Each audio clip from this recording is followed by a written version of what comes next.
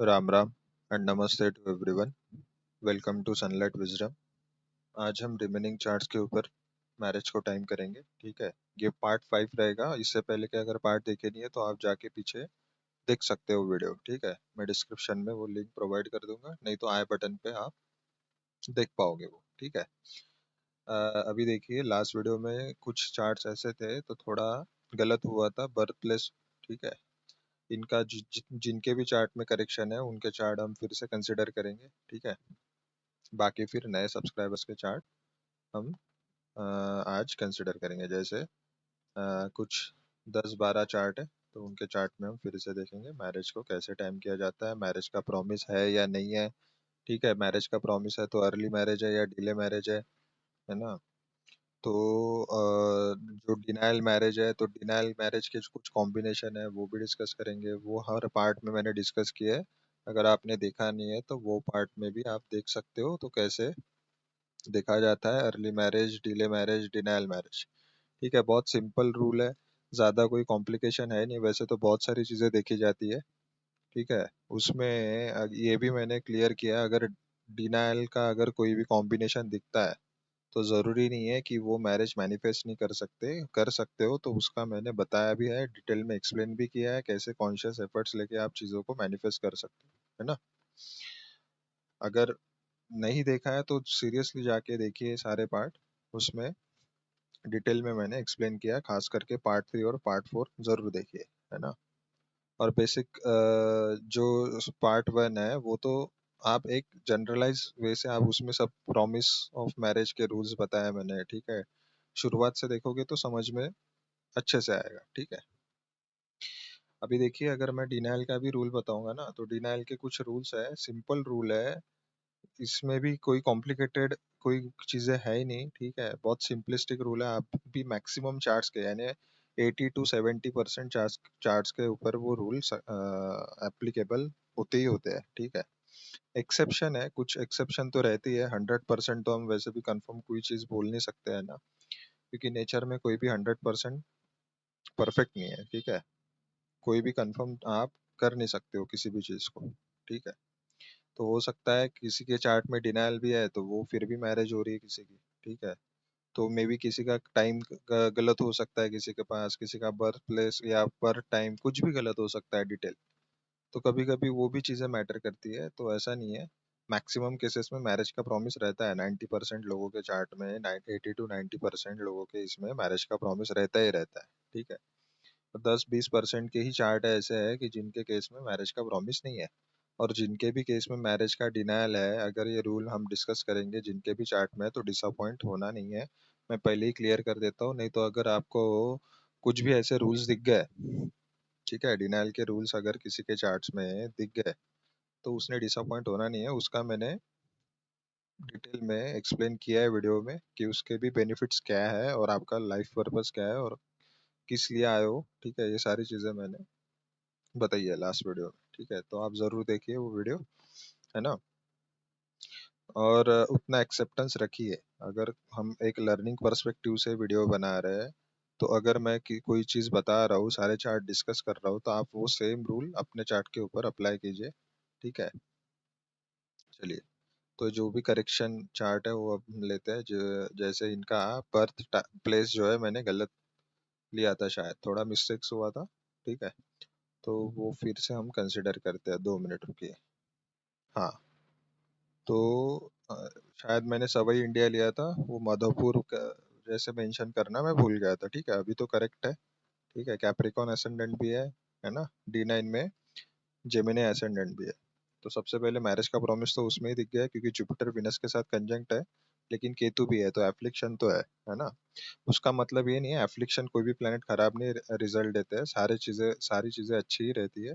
बस अगर आप अनटिल अनलेस आप उस प्लेनेट के सिग्निफिकेशन अगर यूटिलाइज नहीं कर रहे हो, यूज नहीं कर रहे हो अपने लाइफ में, तो वो थोड़ी बहुत कॉम्प्लिकेशन जरूर लाते हैं। अगर आप ऑलरेडी केतु एस्ट्रोलॉजी को रिप्रेजेंट करता है, तो केतु एफ्लिक्टेड नहीं, तो वो खराब रिजल्ट नहीं देगा अगर आप astrology, occult science, research sector में, ठीक है, ऐसी चीज़ों में आप कंसिस्टेंटली आप अपनी लाइफ में एनर्जी यूटिलाइज करते हो, अपना टाइम देते हो पढ़ने में एस्ट्रोलॉजी भी, तो वो चीज़ें खराब रिजल्ट नहीं देगी। ये लाइफ लॉन्ग भी, अगर आप शादी भी लेट से आपकी हो गई तो शादी के बाद भी अगर आप कंसिस्टेंटली एस्ट्रोलॉजी जितने भी इsoteric साइंसेस है तो वो स्टडी अगर करते हो तो आपके लिए वो कर्मा बैलेंस हो जाएगा। ठीक है, ऊपर से जुपिटर भी है ना, वीनस के साथ जुपिटर है, तो जुपिटर विजडम नॉलेज को रिप्रेजेंट करता है, केतु तो है ही ऑकल्ट को रिप्रेजेंट करता है। तो वो कर्मा अलाइनमेंट थ्योरी में हम वैसे बात करते हैं। तो आप जितना ज्यादा ये चीजें पढ़ोगे, विजडम लोगे, ज्ञान लोगे, ठीक है,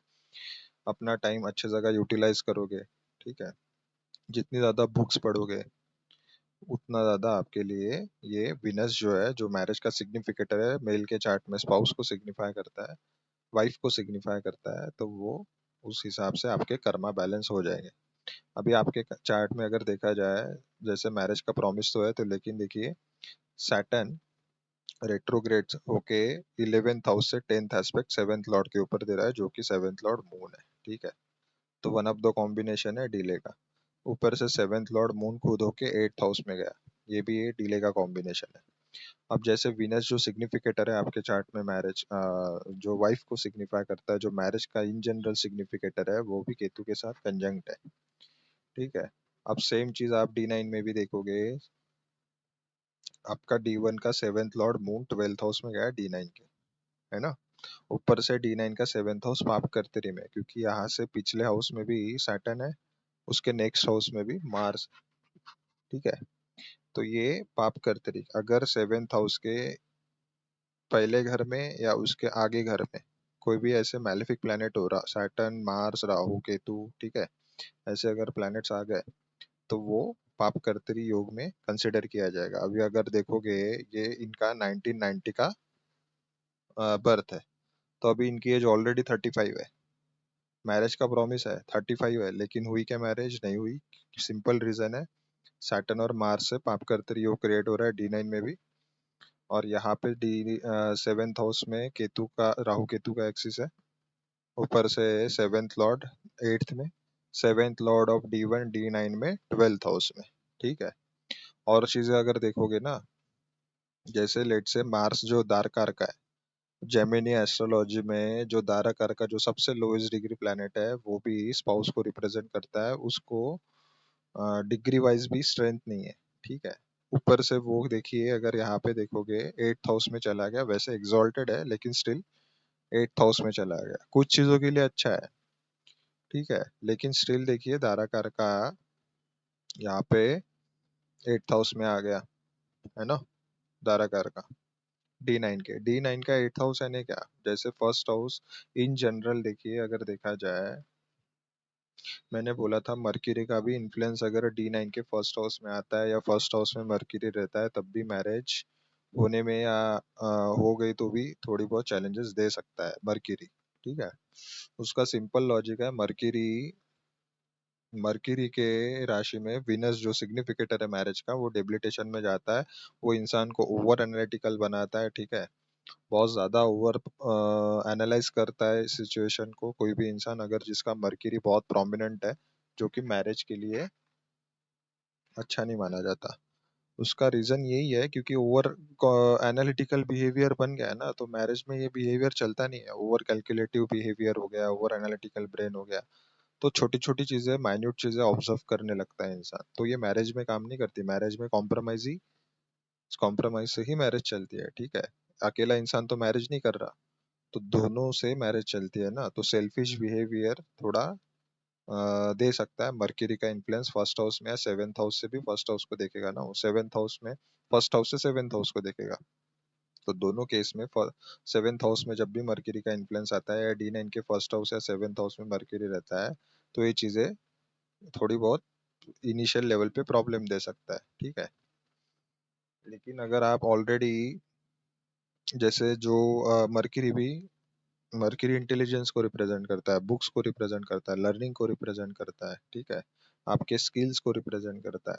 तो आप अपने लाइफ में कंसिस्टेंट बेसिस पे नॉलेज विजडम लेके, जितने भी स्किल सेट आप जितना ज्यादा हो सके, जितना ज्यादा स्किल्स आप सीखो, तो आप ये जो, जैसे एसेंडेंट लॉर्ड ही मर्क्यूरी है, ठीक है, तो उस केस में चीजें अलग हो सकती है। ठीक है, तो चीजें बैलेंस हो जाएगी, है ना। अब मैरिज को टाइम करने के लिए सबसे पहले देखिए आपका एज है 35।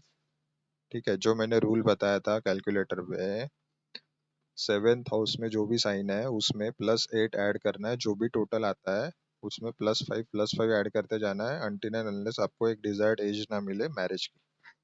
जैसे आपके केस में तो दिख गया कि डिले क्यों हो रहा है। ठीक है, सैटर्न का सेवेंथ लॉर्ड पे, रेट्रोग्रेड सैटर्न का सेवेंथ लॉर्ड पे 10th एस्पेक्ट है, ऊपर से वीनस के साथ केतु है ना। दाराकार का जो मार्स है वो डिग्री वाइज बहुत वीक है अपने रिजल्ट देने के लिए, है ना। और देखिए यहाँ पे 8th हाउस में चला गया, वैसे एग्जॉल्टेड है, बहुत सारी चीजों के लिए अच्छा हो गया वैसे देखा जाए तो। मिड लाइफ में, सेकंड पार्ट ऑफ लाइफ में प्रॉपर्टी वगैरह अच्छी दे सकता है, इन लॉज के घर में हो सकता है, अच्छी वेल्दी फैमिली हो सकती है। लेकिन स्ट्रेंथ यहाँ पे जैसे D9 से हम स्ट्रेंथ देखते हैं, लेकिन यहाँ पे 0 डिग्री वाइज भी बहुत वीक हो गया यहाँ पे, है ना। 2 मिनट रुकिए, अभी देखिए D1 में सेवेंथ हाउस में कैंसर साइन है, इसमें +8 अगर ऐड करोगे टोटल आया 12, तो इसमें +5 +5 +5 5, अभी यहाँ पे 37 रनिंग, जो टोटल आया 37 उसको रनिंग एज कंसिडर करना है। ठीक है, तो एक्चुअल एज क्या होगी 36, तो ये रनिंग है 37, तो 36 रनिंग आपको एक्चुअल एज कंसिडर करना है। अब 36 की एज में जो मैंने भृगु चक्र पद्धति का रूल बताया था, तो कौन सा हाउस एक्टिवेट होगा, यहाँ पे 36 कंप्लीट होगा और फर्स्ट हाउस एक्टिव होगा। तो फर्स्ट मैंने क्या बताया था, फर्स्ट हाउस और सेवेंथ हाउस जब भी एक्टिव हो, या फर्स्ट लॉर्ड या सेवेंथ लॉर्ड जब भी एक्टिव हो, या वीनस मेल के केस में या फीमेल के केस में, दोनों के केस में, फीमेल के केस में सिर्फ मार्स और वीनस दोनों, एक्स्ट्रा सिर्फ मार्स ऐड करना था फीमेल के केस में। अभी ये मेल का चार्ट है तो इसमें सिर्फ वीनस लेंगे या सेवेंथ लॉर्ड लेंगे। अब इस केस में इनका फर्स्ट हाउस एक्टिवेट हो रहा है, क्योंकि 36 कंप्लीट होने के बाद 37 जब रनिंग रहेगा तो फर्स्ट हाउस एक्टिव रहेगा। मैंने बताया था कि D1 में रनिंग एज कंसिडर करना, यहाँ पे exact as actual as consider करना है। ठीक है, तो यहाँ पे फर्स्ट हाउस तो इन्फ्लुएंस हो रहा है, ये क्लियरली दिख रहा है। ठीक है, 37 रनिंग में ये दिख रहा है। अभी जैसे इससे पहले अभी ये 35 है, अभी ये 35 है, तो इनका 12th हाउस एक्टिव है, तो 12th हाउस में सैटर्न है और सैटर्न करियर का सिग्निफिकेटर है, तो इनका प्रोमिनेंटली अभी करियर को परसीव कर रहे होंगे, करियर सेट करना होगा। ठीक है, करियर का ऐसा हो सकता है जॉब के लिए। अभी इनका क्वेश्चन भी था ना कि टीचिंग लाइन में इन्होंने एग्जाम दिया है, कॉम्पिटेटिव एग्जाम के लिए प्रिपेयर कर रहे हैं, तो हो सकता है इनको कहीं ना कहीं से जॉब लग जाए, क्योंकि सैटर्न ऑलरेडी एक्टिव है और मई 2025, सॉरी जून 2025 से इनको कंसिस्टेंट वो ट्रांजिट में इनका सैटर्न एक्टिव है। रेट्रोग्रेड है तो थोड़े एक्स्ट्रा एफर्ट लगाने पड़ रहे हैं, इसलिए अदरवाइज इजी हो जाता। तो रेट्रोग्रेड सैटर्न थोड़ी चीजें मल्टीपल ट्रायल्स लगवाता है, तो हो सकता है इनका या 1 साल के अंदर अंदर इनको जॉब लग सकती है, क्योंकि सैटर्न ऑलरेडी एक्टिव और ऊपर से लग्नेश है ना। तो सेकंड लॉर्ड भी है, सेकंड लॉर्ड है तो सेकंड हाउस फाइनेंस और इनकम को रिप्रेजेंट करता है, तो कोई ना कहीं से ऑब्वियस है जॉब लगी तो इनकम सोर्स तो वैसे ही क्रिएट होगा ना। तो देखिए, तो हो सकता है ये वन ऑफ द कॉम्बिनेशन है। अभी इनको जॉब जब लगेगी तब तुरंत के तुरंत ये, तो जब अगले साल 36 के हो जाएंगे तो इनका ये हाउस एक्टिव रहेगा, तो हो सकता है शादी दे सकता है। अब इसको कंफर्म कैसे करेंगे फिर से, इधर आइए D9 में, तो यहाँ पे 24 मैंने बताया था एग्जैक्ट एज लेना है D9 में, तो 24 एज जहाँ पे सन है वहां पे 24 एज से हम कंसिडर करेंगे। ठीक है, तो 24 25 26 27 28 29 30 31 32 33 34 35 36। अब 36 है ना, इसका लॉर्ड खुद वीनस है। ठीक है, और 36 में देखोगे तो मून इनका एक्टिव हो रहा है, जो कि D1 का सेवेंथ लॉर्ड है। तो D1 का सेवेंथ लॉर्ड 36 के एज में यहाँ पे एक्टिव हो रहा है, तो 36 और 37 की एज में तुरंत इनका D9 का फर्स्ट हाउस भी एक्टिव हो रहा है। तो ये तो बहुत ज्यादा, 36 और 37 जो रनिंग ईयर है ये भी। तो एक ओवरऑल हम एक रफ आइडिया के लिए ये रूल अप्लाई करते हैं, तो 36 और 37 दोनों प्रोमिनेंट एजेस है मैरिज होने के लिए। ठीक है, इससे पहले इनको जॉब लग सकती है, क्योंकि इसका ना रीजन है, सैटर्न और जुपिटर इसके ट्राइन में है ना, लेकिन एफ्लिक्शन भी आ गया। सैटर्न के ट्राइन में जो भी प्लैनेट है वो कंजंक्शन कंजंक्शन में ही कंसिडर किए जाएंगे ना। तो सैटर्न अगर ट्राइन में आता है तो सैटर्न इस ट्राइन को भी एक्टिव करेगा, अब कौन से ट्राइन को एक्टिव करेगा? जैसे इस ट्राइन को एक्टिव करेगा तो सैटर्न, वीनस, जुपिटर, केतु, इनका कंजंक्शन हमको कंसिडर करना पड़ेगा। तो सैटर्न है तो वीनस स्पाउस का कारक है, मैरिज का कारक है, तो सैटर्न डिले को रिप्रेजेंट करता है। तो इसलिए इनको डिले भी हो रहा है, एफ्लिक्शन होने की वजह से एक्सट्रीम डिले हो रहा है। जैसे हमने बताया था कि 33 के बाद ओवरऑल अच्छा काम करने लगता है सैटर्न और जुपिटर का कंजंक्शन, लेकिन इनके केस में क्यों डिले हो रहा है? इनके केस में रीजन है क्योंकि इनका 7th हाउस भी पाप करते रहे में, और सैटर्न करियर का सिग्निफिकेटर है, ऊपर से उसका केतु मिल रहा है। तो केतु थोड़ा बहुत चैलेंजेस देता है, केतु ब्रेक्स है, सडन ब्रेक्स है, थोड़ा ब्रेक दे दे के चीजों को मैनिफेस्ट करवाता है। उसमें दशा का भी रोल है, अगर दशा उस हिसाब से नहीं है तो दशा भी हम आखिरी में देखेंगे। पहले देखिए यहाँ पे कंफर्म हो रहा है, 3 रूल से हमको कंफर्म आइडिया मिल गई। ऊपर से जुपिटर भी यहाँ पे ट्रांजिट करेगा। अब देखोगे जैसे इनको, वैसे योग तो शुरू है 25 से ही, जून 2025 से, लेकिन यहाँ पे सैटर्न है तो करियर पहले सेट नहीं होगा तो फाइनेंसेस, अपना मैरिज कैसे पॉसिबल है? जैसे अभी जून 2026 के बाद देखोगे कि इनका पाइसिस साइन यानी थर्ड हाउस एक्टिव रहेगा। तो third house change of place को है, नई न्यू बिगिनिंग को रिप्रेजेंट करता है, नई शुरुआत को रिप्रेजेंट करता है अपने लाइफ में। हो सकता है आपका लोकेशन चेंज हो, है ना, कोई जैसे 4 से 12 आता है ना, तो प्रॉपर्टी सेल, ये क्या होता है, लॉस ऑफ प्रॉपर्टी, यानी ऐसा हो सकता है कोई प्रॉपर्टी हो तो वो प्लॉट बेचना पड़ रहा है, या फिर ऐसा हो सकता है कि लोकेशन चेंज हो रहा है, लिविंग प्लेस चेंज हो रहा है जॉब की वजह से कहीं और, जैसे पाइसिस साइन फॉरेन प्लेस को, फॉरेन प्लेस यानी ऐसा नहीं है कि आपके स्टेट से दूसरा स्टेट भी हो सकता है जो आपके लिए फॉरेन है, यानी आपके लिए अननोन प्लेस है ना वो। तो हो सकता है यहाँ पे लोकेशन चेंज हो रही है, जॉब की वजह से ट्रांसफरेबल जॉब लग सकता है, ऐसा लग सकता है कि आपका लिविंग जहाँ पे रह रहे हो वहां से दूर रहने के लिए जाना पड़ सकता है। तो ये 2000 जून 2026 से लेके जून 2027, ये पूरा 1 साल योग रहेगा, ये एक्टिव रहेगा। तो इसका डिस्पोजिटर देखोगे 7th हाउस में वीनस के साथ भी कंजंक्ट है, 7th हाउस को मैरिज को सिग्निफाई करता है, ठीक है। तो 11th लॉर्ड को लॉर्ड है ना केतु, तो ये विश फुलफिलमेंट को दिखाता है, तो हो सकता है आपकी मैरिज भी हो जाए, जॉब भी लग जाए, यानी पहले तो जॉब लगेगी फिर मैरिज हो सकती है, ठीक है। तो 36 और 37 दोनों एज प्रोमिनेंट निकल के आए। अब दशा देखिए, अब दशा स्पेसिफिकली किस हाउस की होनी चाहिए मैं पहले ही बता देता हूँ। फर्स्ट हाउस की भी दशा रहेगी, ठीक है, सेकंड लॉर्ड, फर्स्ट लॉर्ड या सेकंड लॉर्ड, फिर 7th Lord, 9th Lord, 11th Lord और 12th लॉर्ड, इन हाउसेस की आपको दशा चेक करनी है। थर्ड लॉर्ड भी कंसिडर कर सकते हो, ठीक है, क्योंकि वन ऑफ द कामा त्रिकोण है थर्ड। इन पर इन चीजों को, इनको ज्यादा प्रोमिनेंटली आपको कंसिडर करना है, first Lord, second Lord, 7th Lord, 9th Lord. 9th Lord इसलिए क्योंकि ब्लेसिंग चाहिए, 9th हाउस ब्लेसिंग का है, फॉर्चून का है, विदाउट फॉर्चून तो कोई भी चीज इवेंट वैसे भी मैनिफेस्ट होने वाला नहीं है। तो 9th हाउस का रोल हर चीज में चाहिए वैसे, ठीक है, चाहे वो जॉब के लिए हो, मैरिज के लिए हो, जो भी प्रोमिनेंट इवेंट, मेजर इवेंट है लाइफ के, 9th हाउस के सपोर्ट के बिना वो पॉसिबल नहीं है, ठीक है। तो 9th हाउस का इन्वॉल्वमेंट हर किसी इवेंट के लिए, मेजर इवेंट के लिए जरूरी है, ठीक है। इसीलिए हम सैटर्न जुपिटर का ही ट्रांजिट क्यों कंसिडर करते हैं? सैटर्न जुपिटर का ट्रांजिट इसीलिए कंसिडर करते हैं क्योंकि वो नेचुरली 9th और 10th लॉर्ड के लॉर्ड है। और जुपिटर, सैटर्न, सैटर्न टाइम को रिप्रेजेंट करता है, जुपिटर क्या एग्जीक्यूशन लाता है, जुपिटर ब्लेसिंग्स लाता है। जैसे सैटर्न टाइम करता है तो जुपिटर उसको एग्जीक्यूट करता है इवेंट को, ठीक है। और 11th हाउस का लॉर्ड इसलिए क्योंकि वो इन जनरल हमारे लाइफ में गेन्स और विश फुलफिलमेंट को रिप्रेजेंट करता है ना। अब उसका दूसरा रीजन देखिए, दूसरा 12th लॉर्ड, इसलिए 12th लॉर्ड कमिटमेंट को, 12th हाउस कमिटमेंट को रिप्रेजेंट करता है, इसलिए 12th लॉर्ड भी। तो और 12th हाउस बेड प्लेजर को रिप्रेजेंट करता है, तो जो कि मैरिज में सबसे प्रोमिनेंट फैक्टर है। तो वो भी इसीलिए मैक्सिमम केसेस में 12th हाउस, 12th लॉर्ड की दशा दिखेगी ही दिखेगी आपको।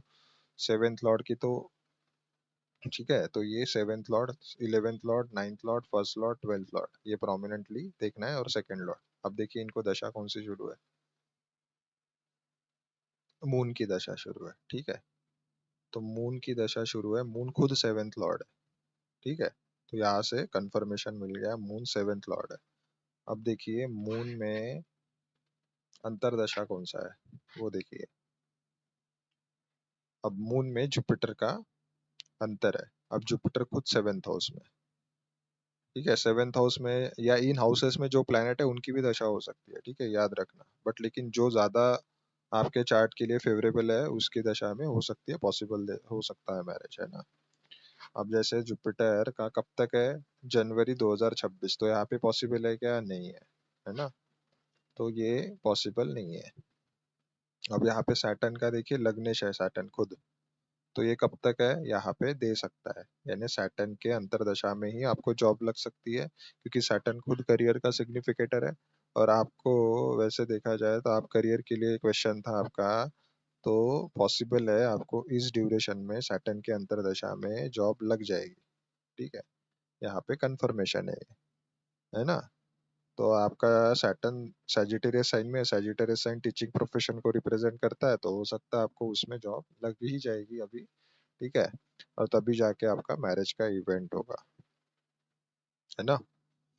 अब जैसे आप देखोगे टेंथ लॉर्ड खुद सेवेंथ में है, तो इस टेंथ हाउस करियर को रिप्रेजेंट करता है, तो अगर कोई हाउस का लॉर्ड भी किसी कोई आपके सेवेंथ हाउस में है कोई प्लेनेट, वो किस हाउस का लॉर्ड है वो भी देखिए, वो इवेंट भी हो सकता है। जैसे आपके केस में खुद टेंथ लॉर्ड विनस बन के सेवेंथ हाउस में आ गया, तो करियर का इवेंट तो होगा ही ना पहले, तो करियर का इवेंट होगा, ठीक है। फिर मैरिज होगी, है ना, कि डायरेक्ट इन्फ्लुएंस कर रहा है ना वो सेवेंथ हाउस, तो करियर सबसे प्रोमिनेंट रहेगा। और आपके लिए एडवाइस है, एस्ट्रोलॉजी में जितना ज्यादा इंटरेस्ट लोगे उतना ज्यादा बेहतर रहेगा आपके लिए, क्योंकि सेवेंथ लॉर्ड भी एट्थ में है, ऊपर से केतु भी सेवेंथ हाउस में है, विनस के साथ कंजंक्ट है, और जुपिटर तो है ही खुद। जितना ज्यादा आप खुद को नॉलेज दोगे, लोगों के साथ अच्छे रिलेशन मेंटेन करोगे, लोगों को गाइड करोगे, ठीक है। और ये सेल्फलेसली करना है, ठीक है। सेल्फलेसली भी कर सकते हो, क्योंकि अगर जितना ज्यादा करोगे ना, क्योंकि केतु लेट गो को रिप्रेजेंट करता है, फ्री ऑफ कॉस्ट अगर करोगे, डिटैच्ड होके कोई भी सेवा करोगे, तो ये चीज आपके लिए बहुत ज्यादा फेवरेबल रहेगी। उतने ही ज्यादा आपके कर्मा उतने ही ज्यादा जल्दी आपके कर्मा एग्जॉस्ट होंगे, और आपका ये हाउस बैलेंस होगा, और इन फ्यूचर ये जितने भी मैलेफिक कॉम्बिनेशन है ये ज्यादा परेशान नहीं करेंगे, अदरवाइज ये तकलीफ दे सकते हैं, ठीक है। अब दशा में सैटर्न का प्रोमिनेंट दिख रहा है, ठीक है। सैटर्न मर्क्यूरी में भी पॉसिबल दे सकता है, क्योंकि मर्क्यूरी खुद सेवेंथ हाउस में जाके बैठा है, और एसेंडेंट लॉर्ड भी है। D9 के एसेंडेंट लॉर्ड की भी दशा, या सेवेंथ लॉर्ड की दशा, ये भी मैरिज देने में सक्षम है, ठीक है। प्रोमिनेंटली ये भी मैरिज दे सकती है। जैसे ऑलरेडी आपको जुपिटर की चल रही है, लेकिन आपके एप्रिकॉन असेंडेंट के लिए जुपिटर इतना फेवरेबल नहीं है, तो इस केस में सैटर्न जो है आपका खुद लग्नेश है, तो इस दशा में शादी होने के चांसेस है, और जो एज निकल के आई है उसमें हो सकती है, लेकिन इतना इजी नहीं रहेगा फिर भी, क्योंकि कुछ कॉम्बिनेशन ये तकलीफ दे सकते हैं, लेकिन प्रॉमिस है, इसकी वजह से अभी टाइम आ गया है, मैरिज हो सकती है, क्योंकि जॉब लगने का टाइम पास में है, ठीक है। दशा में और चीजें है, कैसी जाएगी दशा, उसके लिए तो वैसे सेपरेट वीडियो बनाना पड़ेगा। सिंपल वो नवतारा का कंसेप्ट है, आपको सब सिंपल क्या देखना है, आपका जो भी प्लैनेट है, जिस प्लैनेट की दशा शुरू है वो किस नक्षत्र में है, ठीक है। इस दशा सीक्वेंस में सबसे पहले आपको तीसरे घर की दशा, तीसरे नंबर की दशा नहीं होनी चाहिए, पांचवें घर नंबर की दशा नहीं होनी चाहिए, और सातवें नंबर की दशा नहीं होनी चाहिए। ये दशा है ना, थोड़ी बहुत तकलीफें कॉम्प्लिकेशन लाती है लाइफ में, लोगों के लिए खराब है, लेकिन मैं अगर बोलूँ ना, तो ये दशाएं सबसे बढ़िया दशा है, क्योंकि हमको बहुत सारे लेसन सिखाती है, और उसी से हम लाइफ में अच्छे सही डिसीजन ले पाते हैं। क्योंकि गलतियां यहाँ पे होती है, तो मैक्सिमम गलतियों से इंसान सीखता है, ठीक है। अब आपके केस में देखोगे, अभी दशा जो है आपको, महादशा इसकी शुरू है, मून की, ठीक है। तो मून तो अगर आपका मून मघा नक्षत्र में, केतु बर्थ नक्षत्र में, तो ये 50-50 रिजल्ट देता है।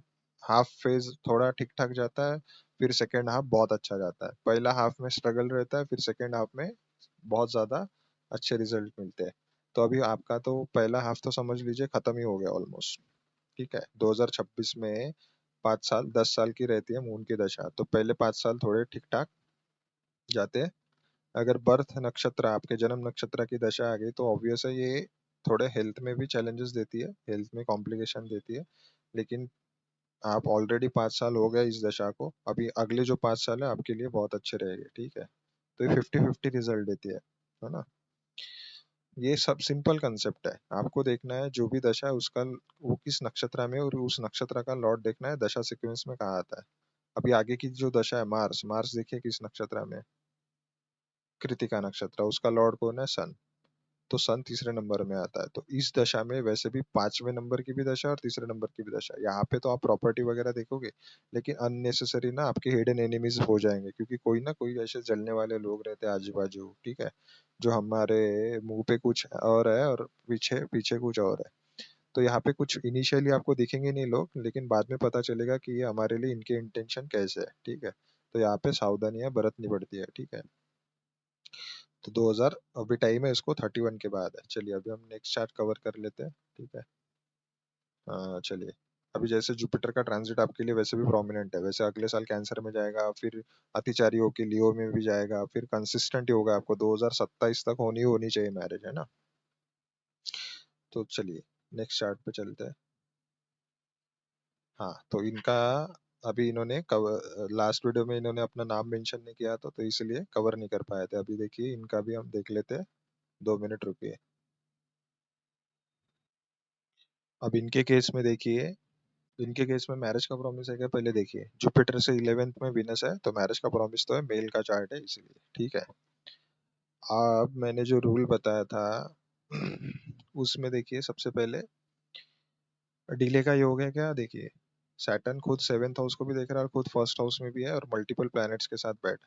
अब इसमें क्या हो गया, फर्स्ट हाउस के आसपास या फर्स्ट हाउस के सेकंड या 12th में भी जितने ज्यादा प्लैनेट हो, या फर्स्ट हाउस में जितने ज्यादा प्लैनेट हो, इन जनरल इन हाउसेस में मल्टीपल प्लैनेट्स आ गए हैं। तो यहाँ पे मैंने बताया, तो खुद के थॉट ही, यानी इंसान सेल्फ ऑब्सेस्ड हो जाता है एट टाइम्स, ठीक है। थोड़े अपने खुद के थॉट प्रोसेस की वजह से मैरिज डिले हो सकती है, ठीक है। कभी कभी एरोगेंट बनाता है इंसान को, कॉन्फ्लिक्टिंग नेचर दे सकता है, क्योंकि सैटर्न मार्स क्या है ना, इन जनरल इंसान थोड़ा एरोगेंट हो सकता है ना, हॉट शॉर्ट टेम्पर्ड हो सकता है, ठीक है। एंगर इश्यूज प्रोमिनेंट रहते हैं, तो ये सबसे पहले ये बैलेंस करने में टाइम लगता है, इसकी वजह से कुछ चीजें मैनिफेस्ट नहीं होती है लाइफ में। और सैटर्न पहले तो सिखाता है कि ये सारी चीजें कैसे बैलेंस करना है। ओवरऑल प्रोमिनेंटली 28 के बाद धीरे धीरे चीजें अच्छी हो सकती है, उससे पहले प्रॉब्लम है। जैसे 2002 का जन्म है, तो ये इनका अभी तो ये तो छोटी ही है, वैसे देखा जाए तो 23 साल की उम्र है इनकी, है ना। तो 23 साल के तो है। तो वैसे भी एक कॉम्बिनेशन मिल गया डिले का, और इन जनरल फर्स्ट हाउस में जितना ज्यादा प्लेनेट है, तो इंसान सेल्फ ऑब्सेस्ड तो रहता ही है, और ये इंडिपेंडेंट एनर्जी है, इंसान एक्सट्रीम फ्रीडम लवर होता है। यहाँ पे किसी के बाउंडेशन में नहीं आना चाहता, कोई इनको कंट्रोल करेगा तो ये इनको पसंद नहीं आएगा, ठीक है। तो पहले तो ये किसी की सुनेंगे नहीं, सेकेंडली। तो इसकी वजह से क्या होता है, कभी कभी कुछ चीजें नेचर अगर देगा भी ना सामने से, तो कभी कभी कदर नहीं कर पाता इंसान उन चीजों की। तो अपने एटीट्यूड की वजह से, है ना, एरोगेंट बिहेवियर की वजह से, कुछ चीजों के लिए अच्छा है, ओवर करेजियस बना सकता है एट टाइम्स, लेकिन सैटर्न होने की वजह से थोड़ा क्रिटिकल माइंड भी दे सकता है, ठीक है। वो क्रिटिकल माइंडसेट क्या हो सकता है, कि कभी कभी कोई प्रॉब्लम है भी नहीं, एग्जिस्ट भी नहीं करती, तो इनको वो प्रॉब्लम, फिर इनको ऐसा, इनके माइंडसेट में ऐसा कुछ फिट बैठ जाएगा कि ये, कोई अगर किसी कोई बोल भी रहा है, तो इनको ये हो सकता है कि कुछ अलग अज्यूम कर लेंगे ऐसे लोग, है ना। राहु होने की वजह से मिसअंडरस्टैंडिंग बढ़ सकती है ऐसे केस में। राहु केतु का एक्सेस फर्स्ट हाउस में, सैटर्न भी D9 के फर्स्ट हाउस में है। तो ये डबल कंफर्मेशन है, क्योंकि फर्स्ट हाउस से 7th हाउस को भी एस्पेक्ट करेगा। 7th लॉर्ड मार्स खुद फर्स्ट हाउस में है, तो काफी चीजें इनके पास खुद चल के आएगी, ठीक है। सामने से सारी चीजें चल के आएगी, लेकिन उसको भी ओवर एनालाइज करेंगे एट टाइम्स, ओवर थिंकिंग बहुत दे सकता है कभी कभी, ठीक है। लेकिन Mars in general 7th house या फर्स्ट हाउस में हो, ये कॉन्फ्लिक्टिंग नेचर दे सकता है, थोड़े फाइट दे सकता है। 7th हाउस में मार्स हो या 7th लॉर्ड मार्स हो, तो ये थोड़ा ओवर पॉजेसिवनेस दिखाता है, ओवर पॉजेसिव बनाता है इंसान को, डोमिनेटिंग बनाता है, कंट्रोल करना चाहता है किसी को भी, ठीक है। थोड़ा इनसिक्योर्ड बना देता है, ओवर प्रोटेक्टिव हो जाता है सामने वाले के लिए। अगर रिलेशनशिप या मैरिज भी हो गई ना इनकी, तो इनका ना ओवर प्रोटेक्टिव नेचर की वजह से सामने वाला एट टाइम्स डर जाएगा इनसे। कभी कभी ऐसा हो सकता है कि इनका जो एंगर इशू है ना, इतना प्रोमिनेंट है, इनको ना सबसे पहले अपने एंगर को कंट्रोल करना सीखना है, ठीक है। ये जब सीख जाएंगे ना, सारी चीजें अपने आप ठीक हो जाएगी। उसके लिए आप योगा, मेडिटेशन, प्राणायाम सीखिए। 7th लॉर्ड फर्स्ट में, तो ऑब्वियस है फर्स्ट हाउस हेड को रिप्रेजेंट करता है, तो ऑब्वियस अपने हेड को मसाज कीजिए। सैटर्न ऑयल को रिप्रेजेंट करता है, राहु एयर एलिमेंट है, तो दोनों एयर ही प्लेनेट है। एयर और फायर, यानी ये दोनों एयरी प्लैनेट है, तो मार्स फायर एलिमेंट है, तो ये दोनों क्या कर रहे हैं, और ज्यादा बढ़ा रहे हैं ना आपको फायर को।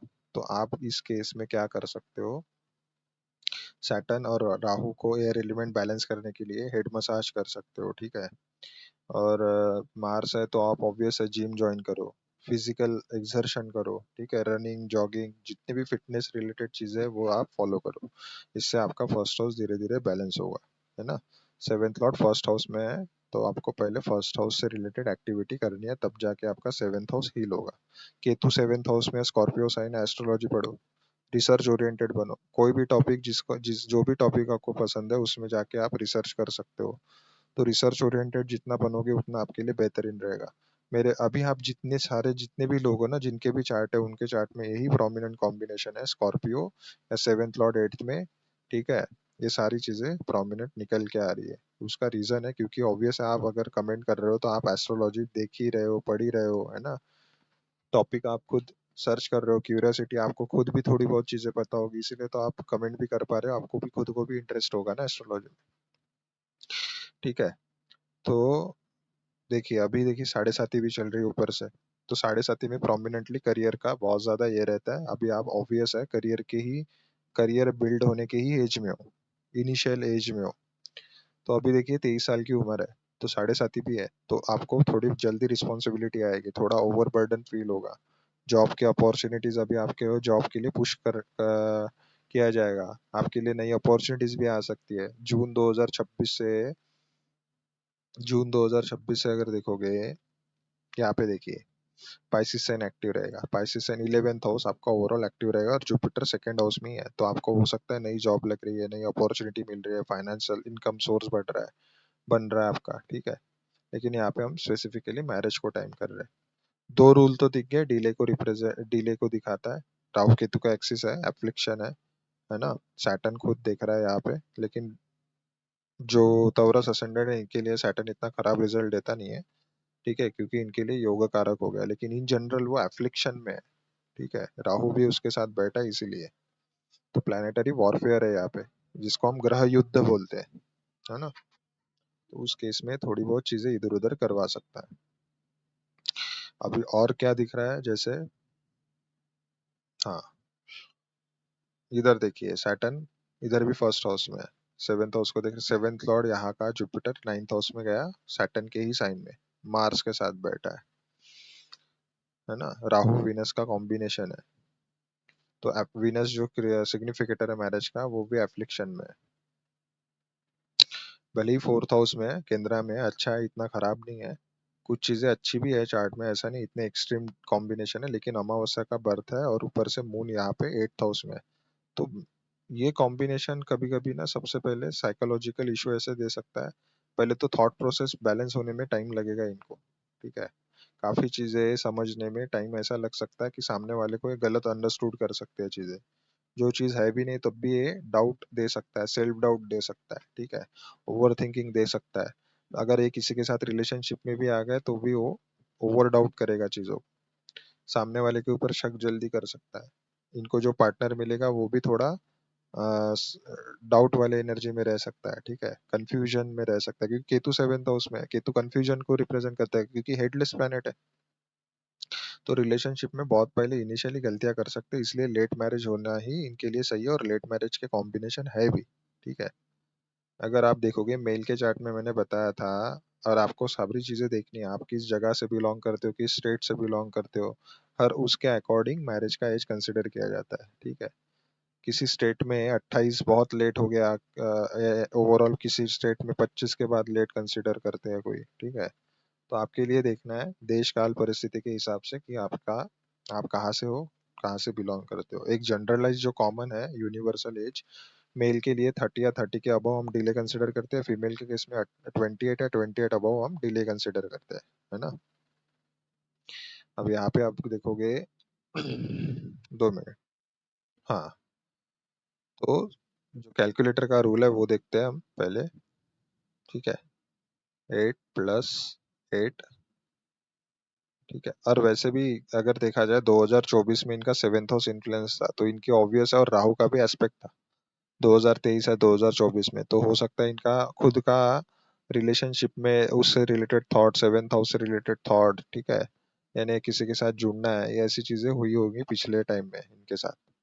ठीक है, तो पॉसिबिलिटी तो दे सकता था इधर। मैरिज नहीं बोल सकते मैं, रिलेशनशिप या ये चीजें या हमारे थॉट प्रोसेस उस अकॉर्डिंग हो जाता है उस ड्यूरेशन में। ठीक है, 2 मिनट यहाँ पे। 8+8+5+5, तो ये जितने भी रनिंग एजेस आएंगे ना, तो इसमें रिलेशनशिप भी दे सकता है, यानी 26 है तो 25 की एज में भी इनको रिलेशनशिप या मैरिज, मैरिज नहीं बोल सकते लेकिन रिलेशनशिप वगैरह का इनके थॉट प्रोसेस वैसे हो जाएंगे इनके इस ड्यूरेशन। ठीक है, अब देखिए यहाँ पे +5 हो गया, फिर और +5। 2 मिनट, कुछ गलत हुआ है, फिर से कर लेते। +8, इसमें +5 +5 +5, तो 30, एक एक एज है 30, यानी एग्जैक्ट 31 जब रनिंग रहेगा तब ये मैरिज दे सकता है। यानी जब यहाँ पे आओगे आप 30, तो 31 की एज में आपका सेवेंथ हाउस ऑलरेडी इन्फ्लुएंस होगा, तो आपको एक चांस मिलेगा ये 31 की एज में। तो क्योंकि यहाँ पे डिले के कॉम्बिनेशन है इसीलिए। और सेवेंथ यहाँ पे 31 की एज में देखोगे इसका डिस्पोजिटर फर्स्ट हाउस में है, तो ऑब्वियस है ये एक दूसरे को देख भी रहे हैं, फर्स्ट हाउस में ही है, सेवेंथ हाउस को भी एक्टिव कर रहे हैं। अब दूसरी चीज यहाँ पे अगर कंफर्म करोगे इस रूल में, 24, 25, 26, 27, 28, 29, 30, देखिए 30 एग्जैक्ट एज में विनस एक्टिव होगा, जो मेल के केस में वाइफ को भी रिप्रेजेंट करता है, ऊपर से मैरिज का इन जनरल वो सिग्निफिकेटर भी है विनस। तो यहाँ से डबल कंफर्मेशन मिल रहा है। लेकिन हाँ, राहु और Venus one of the combination है, लव मैरिज दे सकता है, लेकिन फोर्थ हाउस में तो मदर का भी इन्वॉल्वमेंट हो सकता है। और वर्गो साइन है, तो वर्गो साइन हॉस्पिटल अपना डिजीजेस को रिप्रेजेंट करता है, जॉब को रिप्रेजेंट करता है, कि उसका एस्पेक्ट 10th हाउस पे जा रहा है, हो सकता है वर्क प्लेस पे किसी के साथ मिल जाए। क्योंकि इसका रीजन है सेवेंथ लॉर्ड D1 में भी देखोगे सैटर्न के साथ कंजंक्शन है, क्या सैटर्न भी करियर और प्रोफेशन वर्क प्लेस को रिप्रेजेंट करता है, तो ये भी पॉसिबिलिटी दे सकता है। और नेचुरली 10th लॉर्ड है, सेवेंथ लॉर्ड के साथ कंजंक्शन है 10th लॉर्ड का, प्रोमिनेंटली वर्क प्लेस पे मिलना हो सकता है एक दूसरे से, ऐसा हो सकता है। और ओवरऑल लव मैरिज के कॉम्बिनेशन है चार्ट में, क्योंकि फिफ्थ लॉर्ड विनस के साथ कंजंक्ट है 12th हाउस में। ठीक है, और राहु विनस का कॉम्बिनेशन भी है, और विनस अगर डेबिलिटेटेड है ना किसी के चार्ट में D1 में या D9 में, तो ये भी लव मैरिज देने वाला कॉम्बिनेशन है, भले ही तकलीफ दे सकता है इनिशियल लेवल पे। ठीक है, और राहु विनस इन जनरल अपने कैरेक्टर के ऊपर ध्यान देना बहुत जरूरत है, कभी कभी एट टाइम्स थॉट कभी भी डायलेट हो सकते हैं। ठीक है, अगर आप रिलेशनशिप में हो तो आपका फिर से दिमाग ऐसा हो सकता है कि आप भटक सकते हो, यानी कोई सामने वाला इंसान हो सकता है, वो रिस्पॉन्सिबल कोई भी हो सकता है सिचुएशन में। ठीक है, तो आप थोड़ा बहुत उस चीजों में ध्यान देखिए। अभी दशा भी देखोगे ना, दशा कौन सी शुरू है आपको, विनस की ही महादशा शुरू है। ठीक है, वैसे 20 साल की सबसे बड़ी दशा रहती है। अब उसमें भी देखोगे सबसे ज्यादा चांसेस है अंतरदशा देखना है आपको। ठीक है, तो अंतरदशा देखना है मार्स। ठीक है, तो 2028 यहाँ पे भी पॉसिबिलिटी दे सकता है मार्स की दशा में, लेकिन यहाँ पे पॉसिबल है कि अभी आप 23 के हो, 24, 25, 26, 27, 28, 29, 30, 7 साल। और ऐसा नहीं है 30 की, इससे पहले भी हो सकती है, और मैंने ये बताया था, हर वीडियो में बता रहा हूँ, अगर आपको पता है आपके हर किसी को फ्री विल दिया है, अगर इतने मैलेफिक कॉम्बिनेशन भी है ना, जरूरी नहीं है डिले ही हो सकता है, क्योंकि थर्ड हाउस फ्री विल का है। अगर आप जितने जल्दी ये कर्मास अपने बैलेंस कर लोगे ना, तो उतना आपका नाइन्थ हाउस पॉलिश होगा, और नाइन्थ हाउस आपको ब्लेस करेगा, और कुछ चीजें टाइम से पहले ही दे सकता है। ठीक है, ये डिवाइन सपोर्ट है, ऐसा समझ लीजिए ninth house. Third house free will का है, यानी सेल्फ एफर्ट का है, तो अपने सेल्फ एफर्ट से, थर्ड हाउस हमारे कॉन्शियस ब्रेन को भी रिप्रेजेंट करता है, अगर आप जितना ज्यादा कॉन्शियस एफर्ट लोगे, ठीक है, खुद को स्पिरिचुअल प्रैक्टिसेस करके या कुछ भी एक्टिविटी करके आप अपने अपने थॉट प्रोसेस को बैलेंस करते हो, अपने माइंड को कंट्रोल कर लेते हो, तो उस केस में क्या हो सकता है, आपको ये हाउस सपोर्ट करेगा, क्योंकि ये इस हाउस को कौन कंप्लीट करता है, नाइन्थ हाउस, और नाइन्थ हाउस को थर्ड हाउस, तो ये दोनों एक दूसरे के पूरक है। ठीक है, तो अपने सेल्फ एफर्ट से आप अपना फॉर्च्यून चेंज कर सकते हो, कितने भी खराब कॉम्बिनेशन क्यों ना हो, ये फ्री विल सबको दिया है नेचर ने। ठीक है। जरूरी नहीं है 30 की एज में मैरिज हो सकती है, आप पहले ही भी जो जो हमने कैलकुलेटर में एजेस निकाले हैं ना, तो आप उससे पहले भी हो सकती है अगर आप अपने ऊपर उस हिसाब से काम करते हो तो। लेकिन इतना डोमिनेंट हाउस दिख रहा है तो एट टाइम्स अगर जल्दी मैरिज हो गई ना, तो आप वो एनर्जी झेल नहीं पाओगे और गलती करके फिर वो डाइवोर्स भी दे सकता है, तो उस केस में अच्छा नहीं है जल्दी मैरिज करना। हाँ, अनटिल एंड अनलेस आपका थॉट प्रोसेस उस हिसाब से बैलेंस है और आप उतना अवेयर रहते हो, उतना कॉशियस रहते हो, अलर्ट रहते हो चीजों को लेके, तो इतनी ज्यादा चीजें खराब नहीं करेगा ये। ठीक है। अब दूसरा देखिए, इसमें पॉसिबल है क्या, नहीं है। अब देखिए यहाँ पे आइए, यानी 7 साल, अभी 2025 है ना, तो 2032 के करीब करीब आइए आप, तो जुपिटर का अंतर रहेगा, राहु या जुपिटर। और जुपिटर देखिए आपका सेवेंथ लॉर्ड है D9 का, तो यहाँ पे ये शादी दे सकता है जुपिटर के अंतरदशा में, जो कि हमने एग्जैक्ट एज निकाला था 30, और 7 साल के बाद ये जुपिटर की अंतरदशा रहेगी, है ना। तो जुपिटर की अंतरदशा जो कि सेवेंथ लॉर्ड है, और ऊपर से यहाँ पे कंजंक्ट है D1 के सेवेंथ लॉर्ड के साथ नाइन्थ हाउस में, तो यहाँ पे नाइन्थ हाउस में अगर कोई किसी भी D1 में भी अगर नाइन्थ हाउस में सेवेंथ लॉर्ड जाए, या D9 में सेवेंथ लॉर्ड नाइन्थ हाउस में जाए, तो ये डिले देता है, क्योंकि पहले एफर्ट्स लगवाने पड़ते हैं, क्योंकि थर्ड हाउस संघर्ष को रिप्रेजेंट करता है आपके चार्ट में, तो ये मैरिज है, तो मैरिज का संघर्ष नाइन्थ हाउस, तो ये वन ऑफ द कॉम्बिनेशन है, डिले दे सकता है। मैरिज का उपज हाउस हो गया ये, है ना। तो ये अच्छा है उल्टा आपके लिए, 30 की एज में दे सकता है प्रोमिनेंटली मैरिज, मल्टीपल कंफर्मेशन निकल रहा है, क्योंकि जुपिटर की दशा आपको उसी के लिए आएगी और ये मैरिज दे देगी आप। ठीक है। चलिए नेक्स्ट चार्ट में चलते हैं। अब सिडनी सारस्वत, ठीक है, 2 मिनट। अब देखिए, ये सिम्मी जी का चार्ट है, ठीक है। 28 दिसंबर 1996 8:10 PM बीकानेर राजस्थान से इनका क्वेश्चन है। 2025 सितंबर में इनका 14 साल पुराना 14 साल से चल रहा रिलेशनशिप टूटा है, ठीक है। तो लॉन्ग रिलेशनशिप था।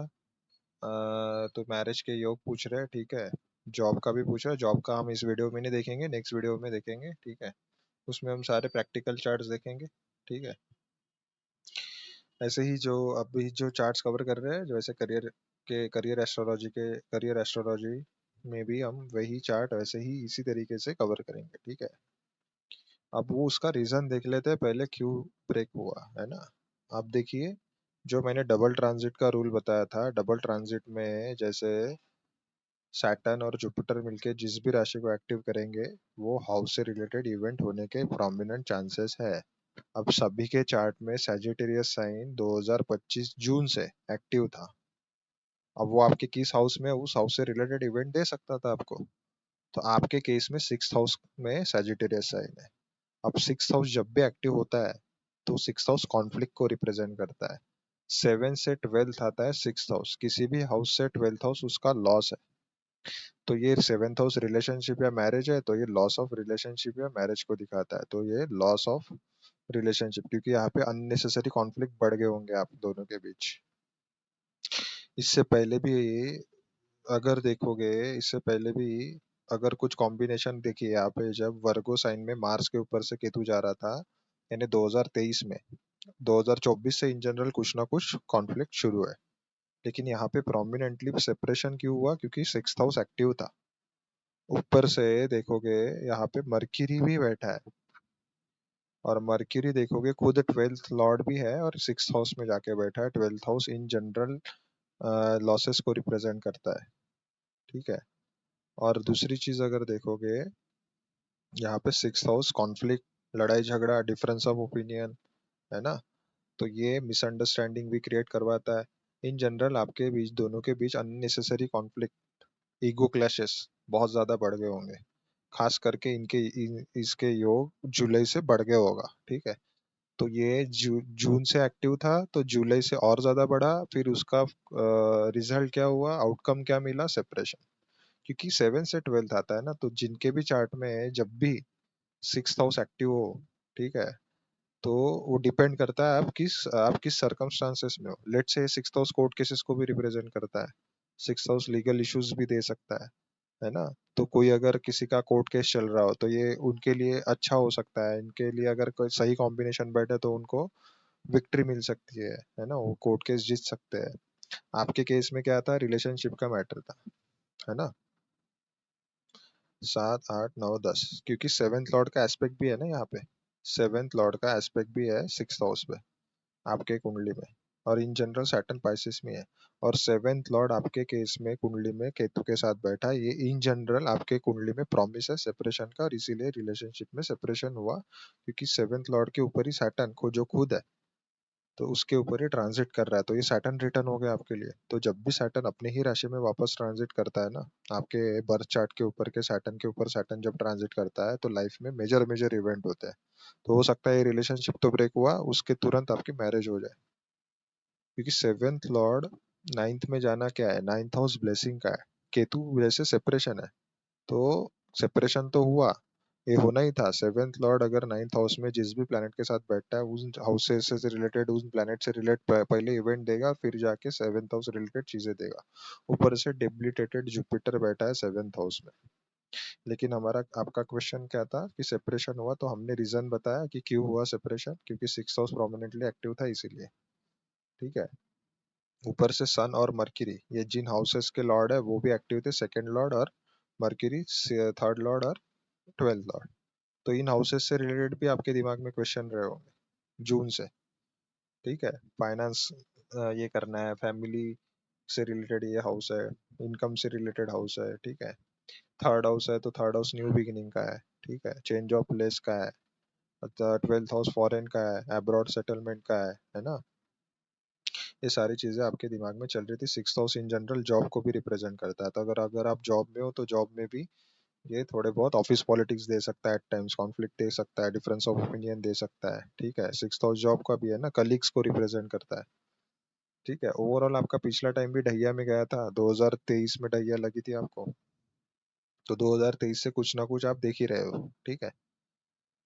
थोड़े बहुत चैलेंजेस फेस कर रहे हो 2023 से। जो अपने लोग हैं वो भी पराये लगने लगते हैं इस केस में, थोड़ा आइसोलेटेड रहना, क्योंकि अष्टम शनि था आपका तब।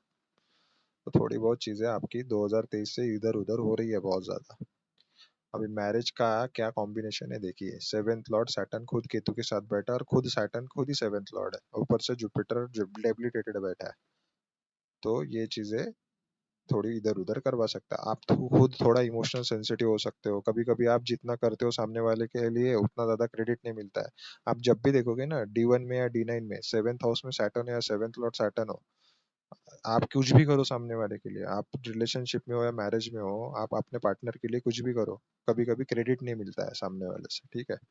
आप उनको चाहे हाथ से खिला दो, कुछ भी कर दो, आप कितना भी केयर कर लो, फिर भी वो सामने वाला क्रेडिट नहीं करता है एट टाइम्स। लेकिन जुपिटर है, भले ही डेबिलिटेटेड है, तो थोड़ी बहुत चीजें एकदम से नहीं ये करेगा, लेकिन हाँ, जुपिटर थोड़ा सेविंग ग्रेस की जगह काम करता है। टूटेगा भी, बीच में थोड़े बहुत सेपरेशन भी आ गया तो फिर से जुड़ गए।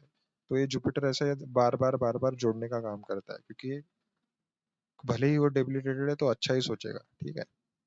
इसीलिए आपका इतना लंबा रिलेशन भी चला, बीच में सेपरेशन भी आया होगा क्योंकि डेबिलिटेशन में है, तो फिर से ये वापस मिलाता है, रियूनियन करवाता है। लेकिन प्रॉब्लम क्या है ना, आप थोड़े हो सेंसिटिव बहुत ज्यादा। ठीक है। उस केस में कभी कभी आपको क्रेडिट नहीं मिल पाता, तो सेकंड पार्ट ऑफ लाइफ में आपका पूरा बिहेवियर ही चेंज हो जाएगा, तो थोड़ा सेल्फिश हो जाओगे आप सेकंड पार्ट ऑफ लाइफ में, क्योंकि सेवेंथ लॉर्ड मर्क्यूरी है। अब जिसके भी केस में सेवेंथ लॉर्ड मर्क्यूरी है या सेवेंथ हाउस में मर्क्यूरी है, वो इंसान कुछ ना कुछ अपने फायदे की सोचता है। तो अगर किसी का कोई फॉरेन में सेटल होना चाहता है, तो अभी इसके साथ शादी करके हमको वीजा मिल जाएगा, फॉरेन सेटल हो जाएंगे, तो उस मतलब से भी कभी कभी कोई किसी के साथ शादी कर लेता है। तो बहुत ज्यादा चांसेस रहते हैं उस केस में। और उल्टा क्योंकि उनके पास्ट एक्शंस जो एक्सपीरियंसेस है आपके अच्छे नहीं रहते, तो इसके इसलिए जो नवांश है उस हिसाब से डिजाइन होता है। तो हो सकता है इस ड्यूरेशन में आपका थॉट प्रोसेस थोड़ा completely चेंज हो जाए। ठीक है। तो आप स्पिरिचुअल हो जाओगे सेकेंड पार्ट ऑफ लाइफ में, एक्सट्रीमली स्पिरिचुअल हो जाओगे, सैजिटेरियस है आप, थोड़ा विजडम बढ़ेगा लाइफ में। ठीक है। तो ये सारी चीजें आपके साथ होगी। जैसे यहाँ पे अगर रूल लगा के देखोगे, जैसे सेवेंथ लॉर्ड ऑफ D9 में भी देखोगे रेट्रोग्रेड है, और ऊपर से 11th हाउस में इतना ज्यादा खराब नहीं है, लेकिन मार्स भी देखना है। मार्स और मून का कॉम्बिनेशन थोड़ा कॉन्फ्लिक्टिंग नेचर देता है। आप भी थोड़ा सेंसिटिव हो तो मूडी नेचर होने की वजह से आप थोड़ा खुद भी थोड़ा एंगर इशू दे सकता है। मार्स राहु का कॉम्बिनेशन भी है, आप कभी कभी थोड़ा कुछ जो जरूरी नहीं है वो भी चीजें बोल सकते हो, ठीक है, उसकी वजह से वर्बल आर्ग्यूमेंट्स, ठीक है, तो वो चीजें प्रोमिनेंटली दिख सकती है यहाँ पे। थोड़ा स्पीच प्रोमिनेंट हो सकता है, ऐसा नहीं है Mars Rahu second third house में खराब है, उल्टा अच्छा है, करेजियस बनाता है, बोल्ड बनाता है, स्पीच प्रोमिनेंट हो सकता है, ठीक है। तो ऐसे लोग अच्छा लीड कर सकते हैं, किसी को सिखा सकते हैं, बोल सकते हैं, ठीक है, अपना स्टैंड रख सकते हैं कभी कभी। तो एक खुली किताब भी बन जाता है कभी कभी यहाँ पे इंसान। वीनस इन जनरल किसी का स्कॉर्पियो में या एक्वेरियस में हो, चाहे D1 में या D9 में, इस राशि में अगर मिल गया तो समझ लीजिए एक ना एक सेटबैक लगना ही है रिलेशनशिप में। एक ना एक तो शादी से पहले, मैरिज से पहले सेटबैक लगेगा ही लगेगा, जो आपके साथ अभी हुआ, ठीक है। ये मैंने लास्ट पार्ट में भी कवर किया था, और आपने यहाँ पे कंफर्मेशन, हमको सभी सभी लोगों को ये कंफर्मेशन भी है कि देखिए विनस इनका स्कॉर्पियो में, और जब भी विनस स्कॉर्पियो एक्वेरियस में तो एक ना एक सेटबैक लगना ही है रिलेशनशिप में, ठीक है, और जो कि हुआ आपके साथ भी, ठीक है। तो ये होना ही था, लेकिन सही है कि अभी जैसे सेवेंथ लॉर्ड नाइन्थ में है तो नाइन्थ हाउस फादर को रिप्रेजेंट करता है, तो फादर होंगे तो फादर की रिस्पेक्ट कीजिए। नाइन्थ हाउस गुरुओं का रिप्रेजेंट करता है, हायर नॉलेज को रिप्रेजेंट करता है, विजडम को रिप्रेजेंट करता है ना, टेम्पल को रिप्रेजेंट करता है। जितना ज्यादा आप स्पिरिचुअल ट्रैवल करोगे, है ना, जितना ज्यादा टेम्पल विजिट करोगे फ्रिक्वेंट बेसिस पे, जितना ज्यादा आप हिली एरियाज में जाओगे, क्योंकि सैटर्न हिली एरियाज को रिप्रेजेंट करता है। Ninth house, tenth house, eleventh house, ये सारे हिली एरियाज है। तो स्पिरिचुअल ट्रैवल भी करोगे ना, तो हिली एरियाज पे अगर जितना ट्रैवल करोगे उतना आपके लिए बेहतर रहेगा, ठीक है। तो केतु ऐसे ही चीजों को रिप्रेजेंट करता है, केतु भी बैठा है ना साथ में। ऊपर से पाइसिस साइन है, पाइसिस साइन इन जनरल धार्मिक प्लेसेस को रिप्रेजेंट करता है, योगा, मेडिटेशन, प्राणायाम। आप खुद योगा रिट्रीट सेंटर ज्वाइन कीजिए, क्योंकि पाइसिस साइन में बैठा है सेवेंथ लॉर्ड, तो पाइसिस साइन योगा, मेडिटेशन, प्राणायाम, यानी आप ऐसे सेंटर विजिट कर, जैसे ऋषिकेश जाना हो गया, हरिद्वार हो गया, वहाँ पे yoga retreat centre camp join कर सकते हो। विपश्यना हो गया, मेडिटेशन सेंटर ज्वाइन कर सकते हो। आर्ट ऑफ लिविंग हो गया। ये जितना ज्यादा करोगे उतना ज्यादा बेहतर रहेगा, क्योंकि D9 में भी देखोगे फर्स्ट हाउस में सैजिटेरियस साइन है।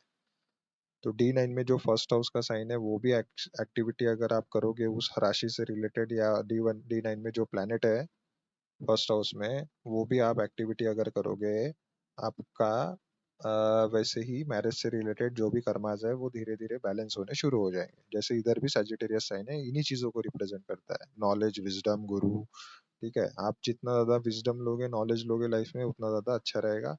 आप चाहे तो आप आर्ट ऑफ लिविंग या ऐसी चीजें स्पिरिचुअल प्रैक्टिसेस कर सकते हो लाइफ में, ठीक है। एस्ट्रोलॉजी पढ़ो, स्पिरिचुअल योगा, मेडिटेशन, प्राणायाम करो, कुछ साधना सीख सकते हो किसी गुरु के अंडर, ठीक है।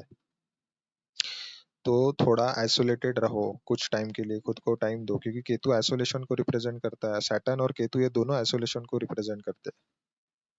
पहले तो मैरिज का योगा है क्या? हाँ है। जुपिटर से नाइन्थ में मार्स है, तो मैरिज का प्रॉमिस तो है। तो ये आइसोलेशन को रिप्रेजेंट करते हैं दोनों। तो आइसोलेशन यानी क्या? थोड़ा टाइम खुद के लिए, सारी चीजों से दूर, मोबाइल, ये जितने भी डिजिटल प्लेटफॉर्म है उससे दूर जाके 10 दिन का एटलीस्ट आप कैंप करके आइए, योगा रिट्रीट सेंटर जाइए, ठीक है, वहां पे रहिए 10 दिन, ठीक है। वहां पे किसी भी, कोई भी प्लेटफॉर्म सिलेक्ट कर सकते हो, चाहे वो विपश्यना हो, आर्ट ऑफ लिविंग हो, कोई भी जो आपको अच्छा लगे, ठीक है। तो आपको जाना चाहिए, और ये एक्टिव भी होगा। और आप अगले साल जून के बाद जा भी सकते हो, जून से लेके 2027 के जून तक कंसिस्टेंट योगा है। और सेवेंथ लॉर्ड खुद एक्टिव रहेगा, और आपकी एज अभी कितनी है? खुद 29 के हो आप, ठीक है, अभी हो जाओगे 29, ठीक है। डेट क्या है? 22।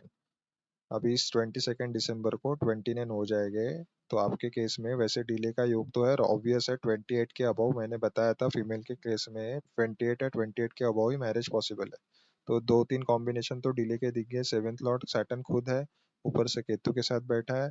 D9 में सेवेंथ हाउस में सैटर्न का एस्पेक्ट है, 10th एस्पेक्ट, ठीक है, 7, 8, 9, 10 10th एस्पेक्ट है।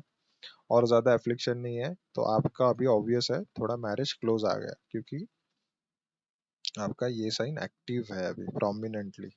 जो सेवेंथ लॉर्ड होगा अभी नहीं है, लेकिन जून 2026 से एक्टिव रहेगा, और 2027, तो इस एक साल के अंदर जून 2026 से लेके जून 2027 के ये इस एक साल में आपकी शादी होनी चाहिए। और सबसे पहले रिकमेंडेशन क्या है, जब भी केतु भी एक्टिव होता है ना, तो एंगेजमेंट के अलावा डायरेक्ट शादी करोगे तो वो बेहतर रहेगा। एंगेजमेंट आप घर के पास है, अपने छोटे जो क्लोज मेंबर है उनके तरीके सीमित रखोगे तो अच्छा है। तो धूमधाम से एंगेजमेंट करना सही नहीं रहेगा। तो डायरेक्ट शादी अगर करोगे यहाँ पे तो अच्छा रहेगा। अदरवाइज क्या होता है, कोई लोग एंगेजमेंट करते हैं तो उसके बाद कुछ महीने के बाद शादी करते हैं, तो ऐसा करोगे तो दिक्कत में आ जाओगे, ठीक है। तो वो नहीं करना है आपको। एंगेजमेंट या शादी बहुत क्लोज टाइम होना चाहिए, एक मंथ के अंदर अंदर, ठीक है। With in a month. Engagement के विद इन अ मंथ आपको शादी करनी है, ठीक है। दूसरी चीज, अब देखिए यहाँ पे रूल लगा के देखते हैं। 10, 2 मिनट, 10 + 8 +5 +5 +5। तो ये तो बहुत ज्यादा एज निकाल रहा है, ठीक है। 32 दिखा रहा है। तो 32 क्यों दिखा रहा है, कुछ रीजन हो सकता है।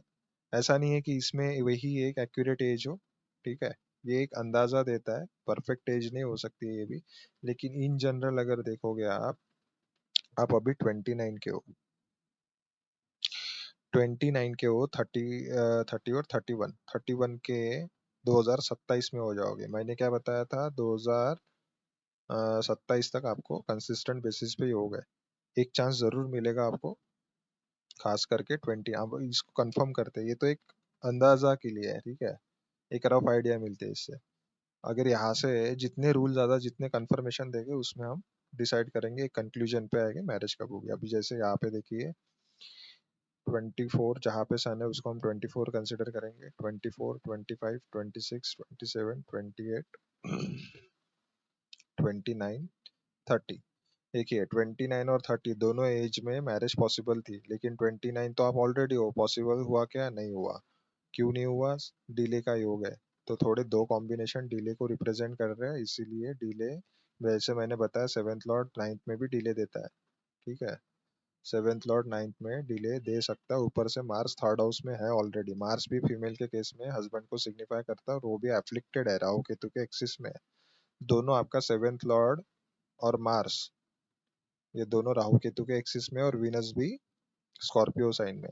तो इसीलिए कुछ चीजें खराब हो रही है। आप भले ही रिलेशनशिप में थे लेकिन वो कन्वर्ट नहीं हो पा रहा था, इसीलिए, ठीक है। अब जैसे यहाँ पे देखिए, इधर भी मार्स थर्ड हाउस में है ना। सेवेंथ लॉर्ड यहाँ पे ठीक है, लेकिन रेट्रो है नया D9 में। तो कुछ कॉम्बिनेशन डिले दिखा रहा है। यहाँ पे सैटर्न केतु का कॉम्बिनेशन फिर से रिपीट हो रहा है, जो कि आपका सेवेंथ लॉर्ड खुद है। तो ये केतु का इन्फ्लुएंस इसीलिए ज्यादा है, इसलिए आपका रिलेशन ब्रेक हुआ। यहाँ से तो कंफर्म दिख ही रहा है हमको। स्नैपशॉट मेथड से हमने क्या देखा था, वीनस स्कॉर्पियो में ये। अब दूसरी चीज यहाँ पे देखिए, 29 में नहीं हुआ, और 30 की एज में फिर से एक चांस मिलेगा आपको, क्योंकि यहाँ पे मार्स भी एक्टिव है। मार्स इन जनरल फीमेल के केस में हस्बैंड को सिग्निफाई करता है। जब मार्स भी एक्टिव होता है ना, तब भी शादी होती है। उसके बाद 31 की एज में सैटर्न को देखेगा। यहाँ से आके सन का प्रोग्रेशन यूज कर रहे हैं ना हम। सन का एक ही एस्पेक्ट रहता है, सेवेंथ एस्पेक्ट, और जहाँ पे जो बैठता है वहां, तो 1/7 एक्सिस का एस्पेक्ट रहता है। तो यहाँ से देखोगे तो देखिए सैटर्न जो सेवेंथ लॉर्ड है यहाँ पे, तो प्रोमिनेंट एजेस क्या थी आपकी, 29, 30, 31।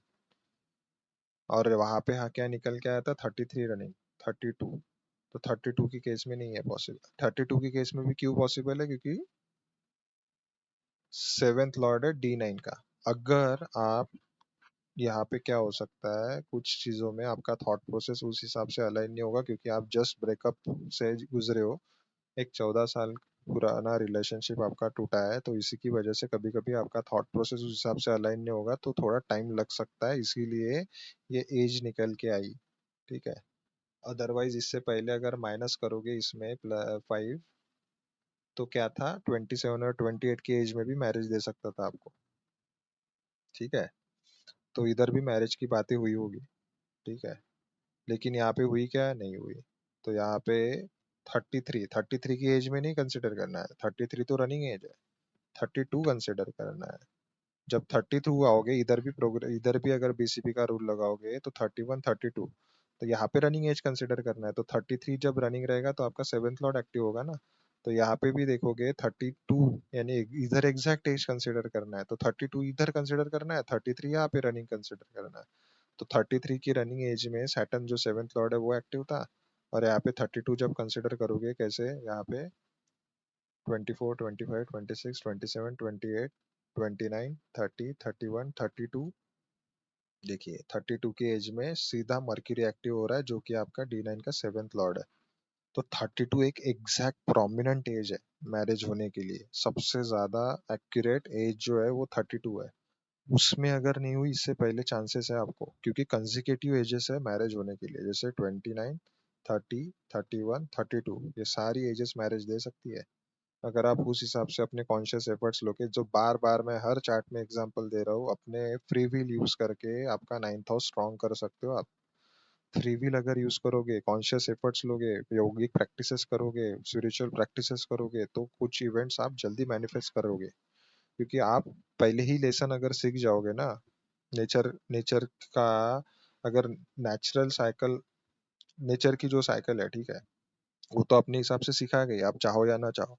लेकिन अगर आप पहले ही कॉन्शियस हो जाओ, पहले ही कॉन्शियस हो जाओ और नेचर के प्लान को समझ जाओ, तो कुछ चीजें आप पहले ही मैनिफेस्ट कर सकते हो। इसीलिए लॉ ऑफ अट्रैक्शन क्यों बना है, उसीलिए बना है ना, आपके माइंड को कंट्रोल करता है वो, आपके माइंड को स्टेडी करता है, बैलेंस करता है, थॉट प्रोसेस को अलाइन करता है। इसीलिए आपका नाइन्थ हाउस फिर ठीक होने लगता है, जो कि स्पेस एलिमेंट है। तो वो वहां से फिर ब्लेसिंग मिलती है ना।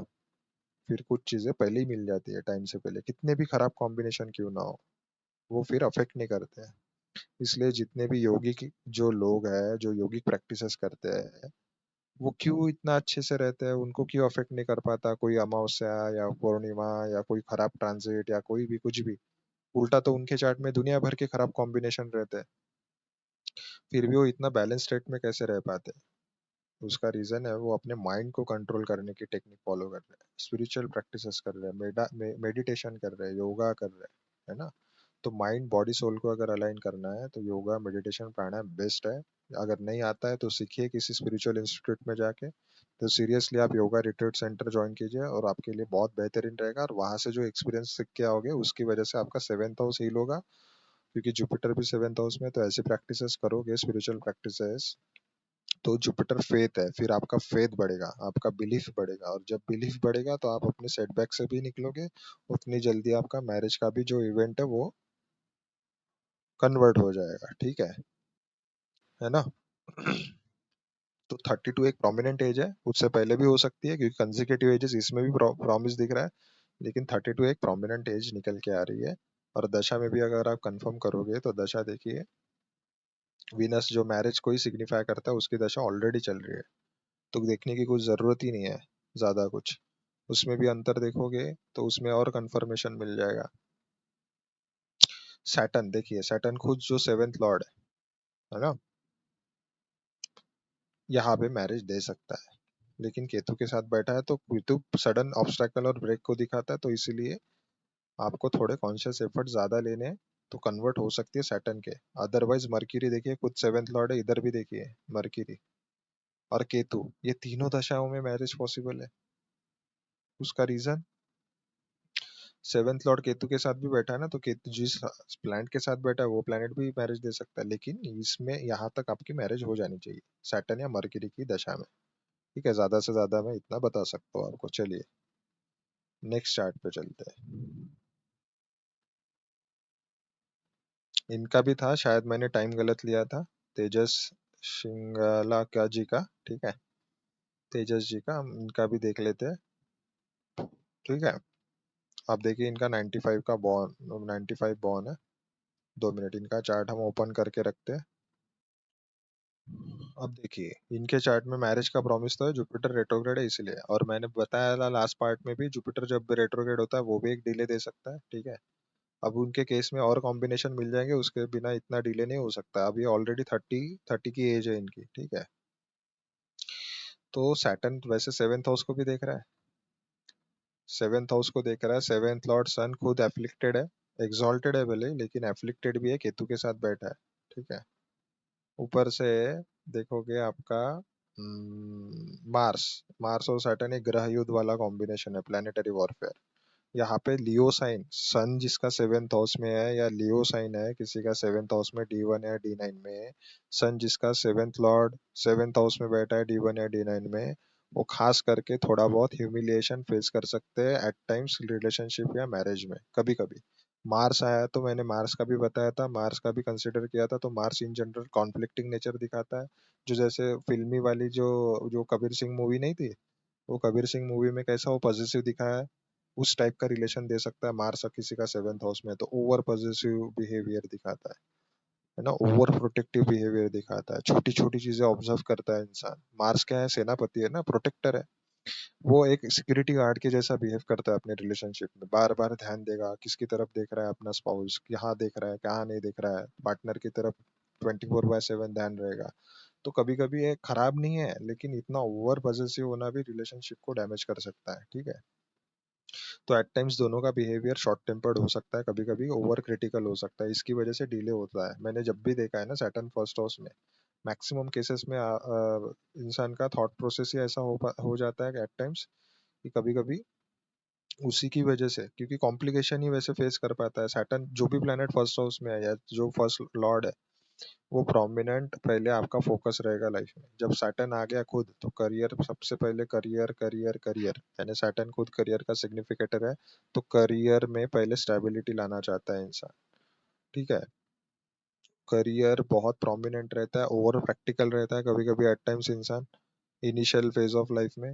ठीक है। थोड़ी चीजें फिर धीरे धीरे धीरे बैलेंस होती है, तो ओवरऑल 28 के बाद बैलेंस होने वाला कॉम्बिनेशन है। तो ये जब 28 क्रॉस हुए होगे ना, तब जाके धीरे धीरे इनका जो भी एंगर इश्यूज है, जो भी फ्रस्ट्रेशन है, वो धीरे धीरे बैलेंस होना शुरू हो गया होगा। ओवरऑल अच्छे कॉम्बिनेशन है, क्योंकि थर्ड हाउस ज्यादा प्लैनेट होने की वजह से क्या होता है, जैसे सन केतु है, सन केतु है, एक्सॉल्टेड भी है सन, तो इनिशियल फेज ऑफ लाइफ में थोड़ा अंडर कॉन्फिडेंट बनाता है इंसान को, लेकिन फर्स्ट लॉर्ड फर्स्ट हाउस में होने की वजह से इंसान थोड़ा करेजियस हो पाता है, अच्छी हेल्थ मिलती है।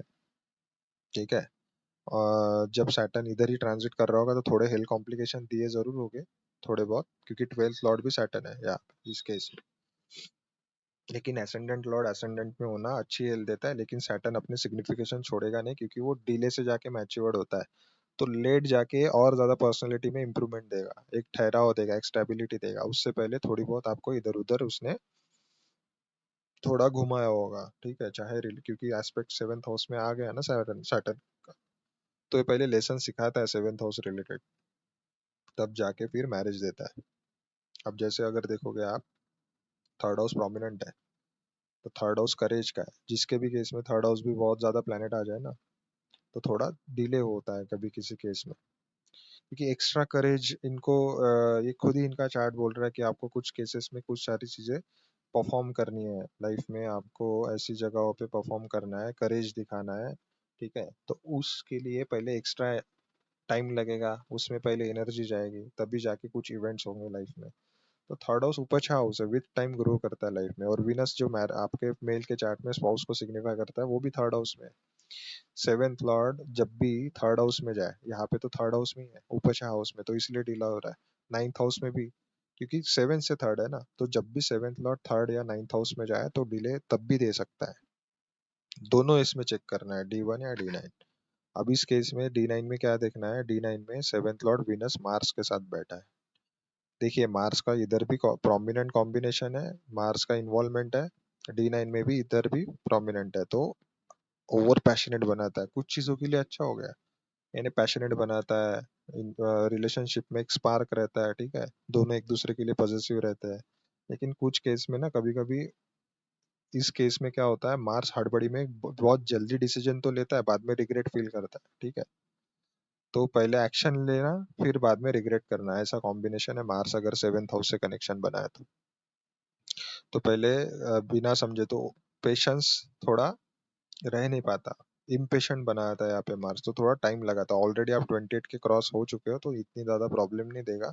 तो धीरे धीरे धीरे धीरे आप अगर थोड़े बहुत स्पिरिचुअल प्रैक्टिसेस या प्रैक्टिकल रेमेडीज करोगे, जितना ज्यादा आप सेवा दोगे, ठीक है, सेवा यानी सेवा भाव, सैटर्न फर्स्ट हाउस में है, तो ऐसे लोगों को फिजिकल एफर्ट्स लेने हैं। जैसे यानी आप बड़े बड़े एनजीओज में, जैसे 12th लॉर्ड भी सैटर्न है ना, तो एनजीओज में जाके आप अपना फिजिकल एग्जर्ट कर रहे हो, आप शारीरिक श्रम, अपना अपना श्रम दान, यानी आप अपना खुद जाके वहां पे सेवा दे रहे हो किसी भी तरीके की, ये आपके लिए अच्छा होगा। सेवेंथ लॉर्ड थर्ड हाउस में है, तो थर्ड हाउस क्या है, चेंज ऑफ प्लेस को दिखाता है। तो मैरिज होने से पहले आपका लोकेशन चेंज हो सकता है, प्लेस चेंज हो सकता है, आप कुछ नया स्टार्ट कर सकते हो। मेष राशि है तो मेष राशि भी न्यू बिगिनिंग को रिप्रेजेंट करती है।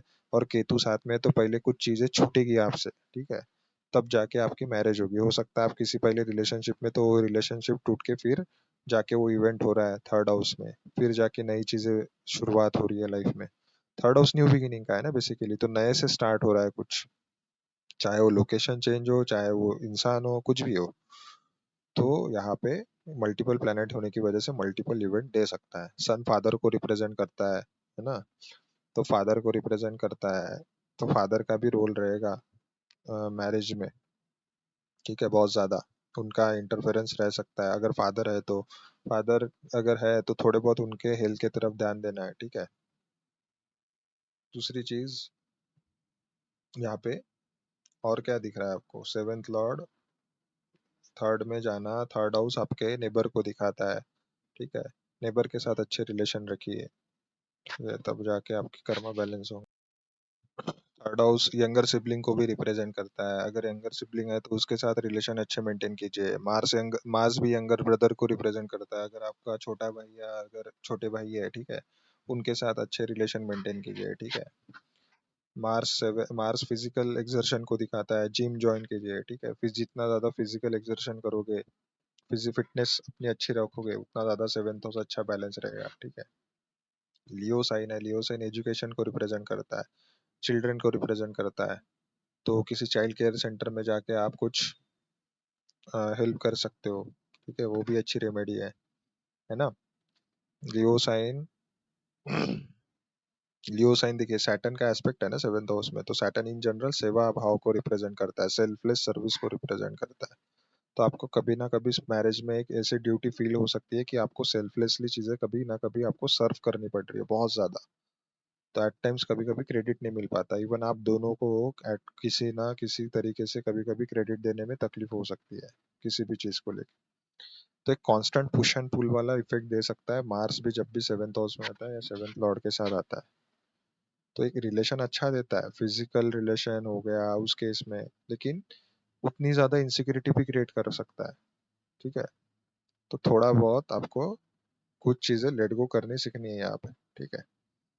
तो नॉलेज लीजिए, है ना। अब मैरिज को टाइम करते हैं, ठीक है। डिले का तो योग दिख रहा है, वैसे भी आप 30 हो गए हो, ठीक है। 30 एक बाउंड्री, 30 और 30 के अबव मेल के केस में डिले हम कंसिडर करते हैं। Usually Mars seventh house seventh Lord हो जाए तो भी डिले दे सकता है, ठीक है। तो अकेला कोई भी कॉम्बिनेशन डिले नहीं देगा, इतना याद रखिए। मल्टीपल कॉम्बिनेशन के इन्फ्लुएंस होने चाहिए, तब भी जाके चीजें डिले हो सकती है। तो आपके केस में मल्टीपल कॉम्बिनेशन है D1 में, मार्स भी है, सैटर्न भी देख रहा है, ऊपर से सेवेंथ लॉर्ड केतु के साथ भी बैठा है, तो एफ्लिक्शन तो है। मून जो ल्यूमिनरी है वो उसके साथ, वो भी राहु केतु के एक्सिस में है। तो ये सारी चीजें है, मून इन जनरल लिब्रा में है। अब देखिए पहले रूल वैसे कैलकुलेटर पे कैलकुलेट कर लेते हैं, ठीक है। 5 + 8, इसमें +5 +5 +5 +5, कितना आया, 33 रनिंग, यानी 32 की एज में पॉसिबल है। अभी आप 30 हो ना, तो 32 की एज में शादी दे सकता है। तो यहाँ पे हम कंफर्म कर लेते हैं पहले, ठीक है। 30 हो तो ऑब्वियस है सेवेंथ हाउस अभी इन्फ्लुएंस है, तो 30 हो तो सेवेंथ हाउस ऑलरेडी इन्फ्लुएंस है, उसका लॉर्ड देखिए सन केतु के साथ बैठा है। तो ये चीजें इतना फेवरेट, थोड़े एफर्ट्स लगाने पड़ सकते हैं, इसलिए फिर से डिले हो सकता है, ठीक है। तो उपचा हाउस में है तो ये यहाँ पे फिर से कॉम्प्लिकेशन आ सकते हैं, ठीक है। इतना इजी नहीं रहेगा। अगर मार्स एक्टिव है तो मार्स एक्सीडेंट या कॉन्फ्लिक्ट को भी रिप्रेजेंट करता है ना। तो कॉन्फ्लिक्ट को भी रिप्रेजेंट करता है मार्स यहाँ पे, तो होने से पहले थोड़े कॉन्फ्लिक्ट हो सकते हैं। मार्स एक्सीडेंट को भी रिप्रेजेंट करता है। अगर आप थोड़े अवेयर रहो तो वो चीजें थोड़ी अवॉइड कर सकते हो, क्योंकि सैटर्न भी देख रहा है ना, तो प्लानिटरी वॉरफेयर है यहाँ पे। भले असेंडेंट लॉर्ड है, लेकिन स्टिल थोड़ा केयरफुल रहना है। अब उसके बाद जब 31 हो जाओगे तब 8th हाउस इन्फ्लुएंस रहेगा। मर्क्यूरी उसका लॉर्ड है, वो 4th हाउस में है, तो इस केस में हो सकता है जब इसका लॉर्ड 4th हाउस में है तो मदर से रिलेटेड कोई इवेंट हो सकता है, प्रॉपर्टी से रिलेटेड कोई इवेंट हो सकता है। मर्क्यूरी फार्म लैंड को भी रिप्रेजेंट करता है, तो फार्म लैंड परचेस करना हो गया कोई, जैसे सौरस साइन में है तो कोई फाइनेंशियल गेन हो गया, सडन गेन हो गया, जैसे स्टॉक मार्केट से कोई प्रॉफिट हो गया। ठीक है।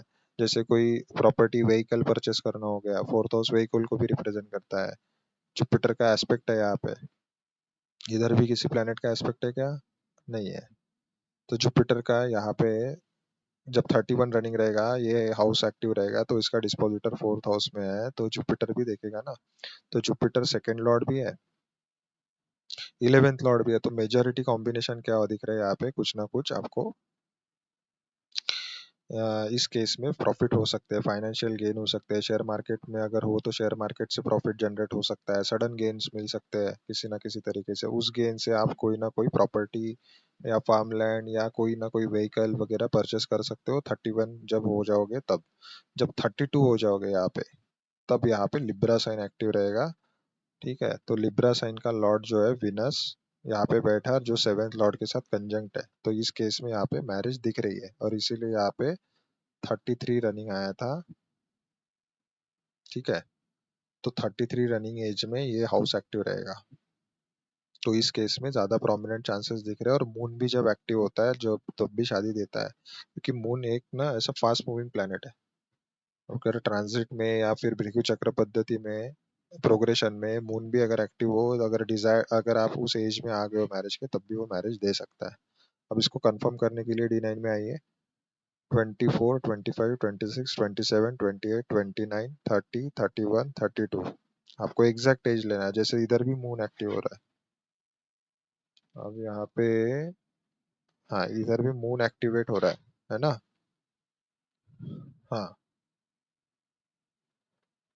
देखिए मून जब एक्टिव होता है तब भी शादी दे सकता है, लेकिन देखिए अभी जैसे आप 30 की एज है ना आपकी, अभी अगले साल 31 हो जाओगे। अब प्रोमिनेंटली ट्रांजिट में ना, जब सेकंड हाउस ऊपर पता लगना यहाँ पे है, तो 31 की एज में शादी दे सकता है, 31 की एज में प्रॉपर्टी भी दे सकता है, क्योंकि ये पदा ऑफ A4 भी है।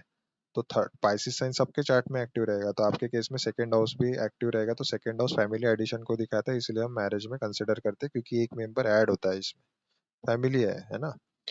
तो इसका डिस्पोजिटर देखोगे रेट्रोग्रेड है, तो ये रेट्रोग्रेड होके यहाँ पे भी इन्फ्लुएंस देगा और एस्पेक्ट देगा 7th लॉर्ड और विनस को, तो इसीलिए इसमें भी मैरिज दे सकता है। 31 की एज में हो सकता है सगाई हो आपकी उस ड्यूरेशन में, है ना। तो पॉसिबिलिटी तो है, 31 की एज में कुछ प्रोमिनेंट इवेंट दे सकता है, यानी ईयर एंड में अगले साल आप देख सकते हो यहाँ पे एक सगाई हो रही है, फिर 2027 में शादी हो रही है, ऐसा भी हो सकता है। 2027 में ज्यादा दशा में भी अगर कंफर्म करेंगे, दशा अगर देखोगे, आपको सैटर्न की दशा है जो कि फर्स्ट हाउस में है। ठीक है। फर्स्ट लॉर्ड खुद भी है, तो फर्स्ट लॉर्ड की दशा है, और सैटर्न खुद जो फर्स्ट हाउस में बैठा है उसकी दशा है, और 7th हाउस को भी देख रहा है। ठीक है। अब उस केस में ये तो कंफर्मेशन मिल गया। इन जनरल थर्ड हाउस की जो थर्ड जो दशा है ना, वो थोड़ा थोड़ा आपको घुमाती है, थोड़े ना बहुत सारे सर्वाइवल के लिए स्किल्स सिखाती है, बहुत सारी चीजें सिखाती है थर्ड हाउस की दशा। तो यहाँ पे जितना सीखने को मिल रहा है ना, सीख लीजिए 2037 तक, सीख लीजिए, यानी ऐसा नहीं है कि शादी नहीं होगी, लेकिन इन जनरल इस 2037, 2037 तक आपको इतनी सारी चीजें सीखने को मिलेगी, और वो डिसाइड करेगी आपका फ्यूचर, यानी आपका बुढ़ापा कैसा जाएगा, ये तीसरे नंबर की दशा सबके केस में डिसाइड करती है। ठीक है। डिपेंड करता है कौन किसके किस किस किस टाइमलाइन में है ना। तो अगर आप में से किसी भी थर्ड दशा से थर्ड दशा सीक्वेंस से गए हो, तो आपको खुद कमेंट में बताइए कैसा, कैसी गई दशा। इस दशा में बहुत ज्यादा उठापटक होती है, बहुत ज्यादा मेहनत करनी पड़ती है। ठीक है।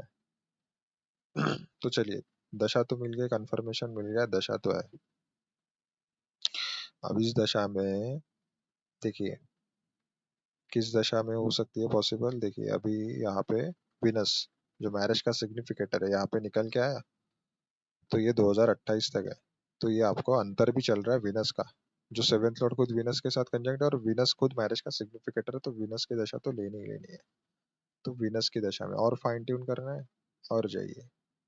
और यहाँ पे देखिए, और ज्यादा जाओगे डिटेल में तो कंफर्मेशन यहाँ पे मिल जाएगा 2027 के करीब करीब। एक तो सैटर्न, देखिए सैटर्न की दशा में पॉसिबल है, यानी प्रत्यंतर में, सैटर्न के प्रत्यंतर में, ठीक है, इस दशा में शादी हो सकती है आपकी। यानी 2 दिसंबर 2026 से लेके 1 जून, 1 जून 2027, इस ड्यूरेशन में आपकी शादी होगी, ठीक है। यानी सैटर्न के प्रत्यंतर में, यहाँ से कंफर्मेशन और मिल गया, यानी 2027 में ज्यादा चांसेस है शादी होने के। तब आपकी एज 32 हो ही जाएगी। तो चलिए, आपका अचीव चार्ट कवर हो गया। आई होप मैंने क्लियर कर ली सारी चीजें। चलिए नेक्स्ट चार्ट की तरफ चलते हैं। अभी विराज सिंह छावड़ा, ठीक है, इनका चार्ट देख लेते हैं, 2 मिनट रुकिए। अब देखिए, ये विराज जी का चार्ट है, ठीक है। इनके चार्ट में देखिए, सबसे पहले मैरिज का प्रॉमिस है क्या? जुपिटर से 11th में विनस है, तो है मैरिज का प्रॉमिस तो है, ठीक है। अब उस केस में सबसे पहले देखिए, मैरिज अर्ली है या डिले है? डिले का सबसे पहले सैटर्न खुद ही बैठा है यहाँ पे, ठीक है, 7th हाउस में, तो ये तो दिख रहा है। इन जनरल मैंने सैटर्न जुपिटर का कंजंक्शन बताया, लास्ट वीडियो में भी बताया, सैटर्न मून का भी कंजंक्शन बताया। ये सारे डिले के कॉम्बिनेशन है। अब उस केस में सैटर्न जुपिटर खुद कंजंक्शन में हो, तो तब उस केस में क्या होता है, सैटर्न खुद डिले को रिप्रेजेंट करता है, और जुपिटर खुद जीव है ना, खुद को रिप्रेजेंट करता है। तो जितने भी ब्लेसिंग्स है, जुपिटर ब्लेसिंग्स है हमारे लाइफ में, फॉर्च्यून को रिप्रेजेंट करता है, सैटर्न डिले को रिप्रेजेंट करता है, तो वो सारी चीजें डिले से मिलनी है।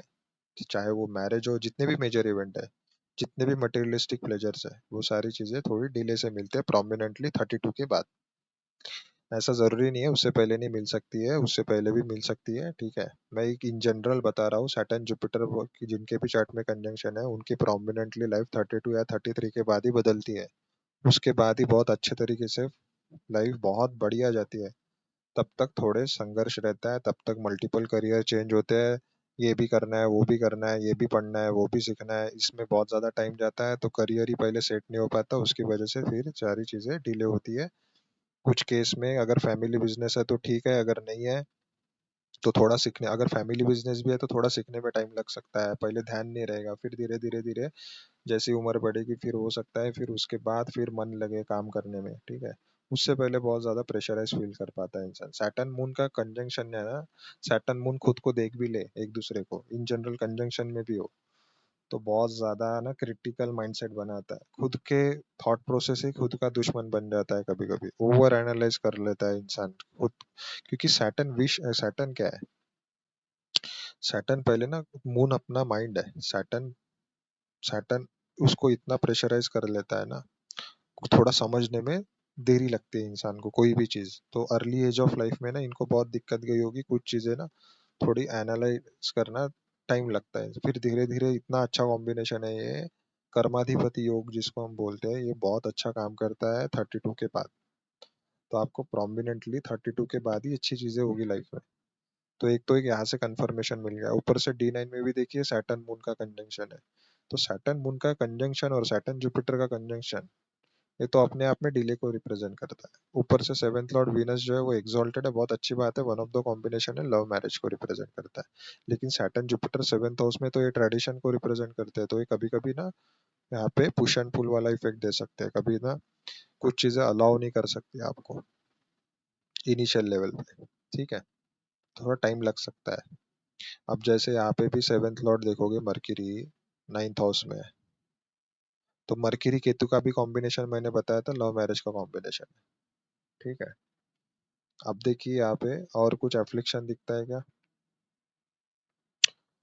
नहीं है मेजर कोई, अब लेकिन डिले के तो योग दिख रहा है, ठीक है, डिले के योग दिख रहा है, क्योंकि 7th लॉर्ड केतु के साथ बैठा है यहाँ पे, D9 का, है ना। और जुपिटर भी 1st हाउस में हो या 7th हाउस में हो, ये भी डिले दे सकता है मैरिज। उल्टा तो जो कोई क्लासिकल में ये लिखा है कुछ कोई चीज में, और जो भी एक्सपीरियंस में देखा गया है, जुपिटर 1st हाउस में ना 2 शादी भी दे सकता है, आपके केस में तो 7th हाउस में है, फिर भी 7th हाउस में भी डिले दे सकता है मैरिज।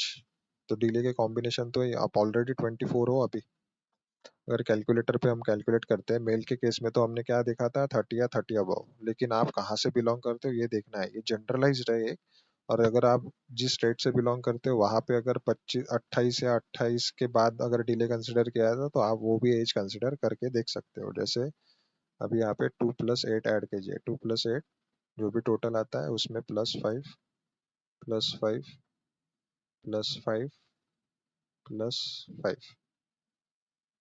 30 रनिंग, यानी 29 की एज में पॉसिबल दे सकता है।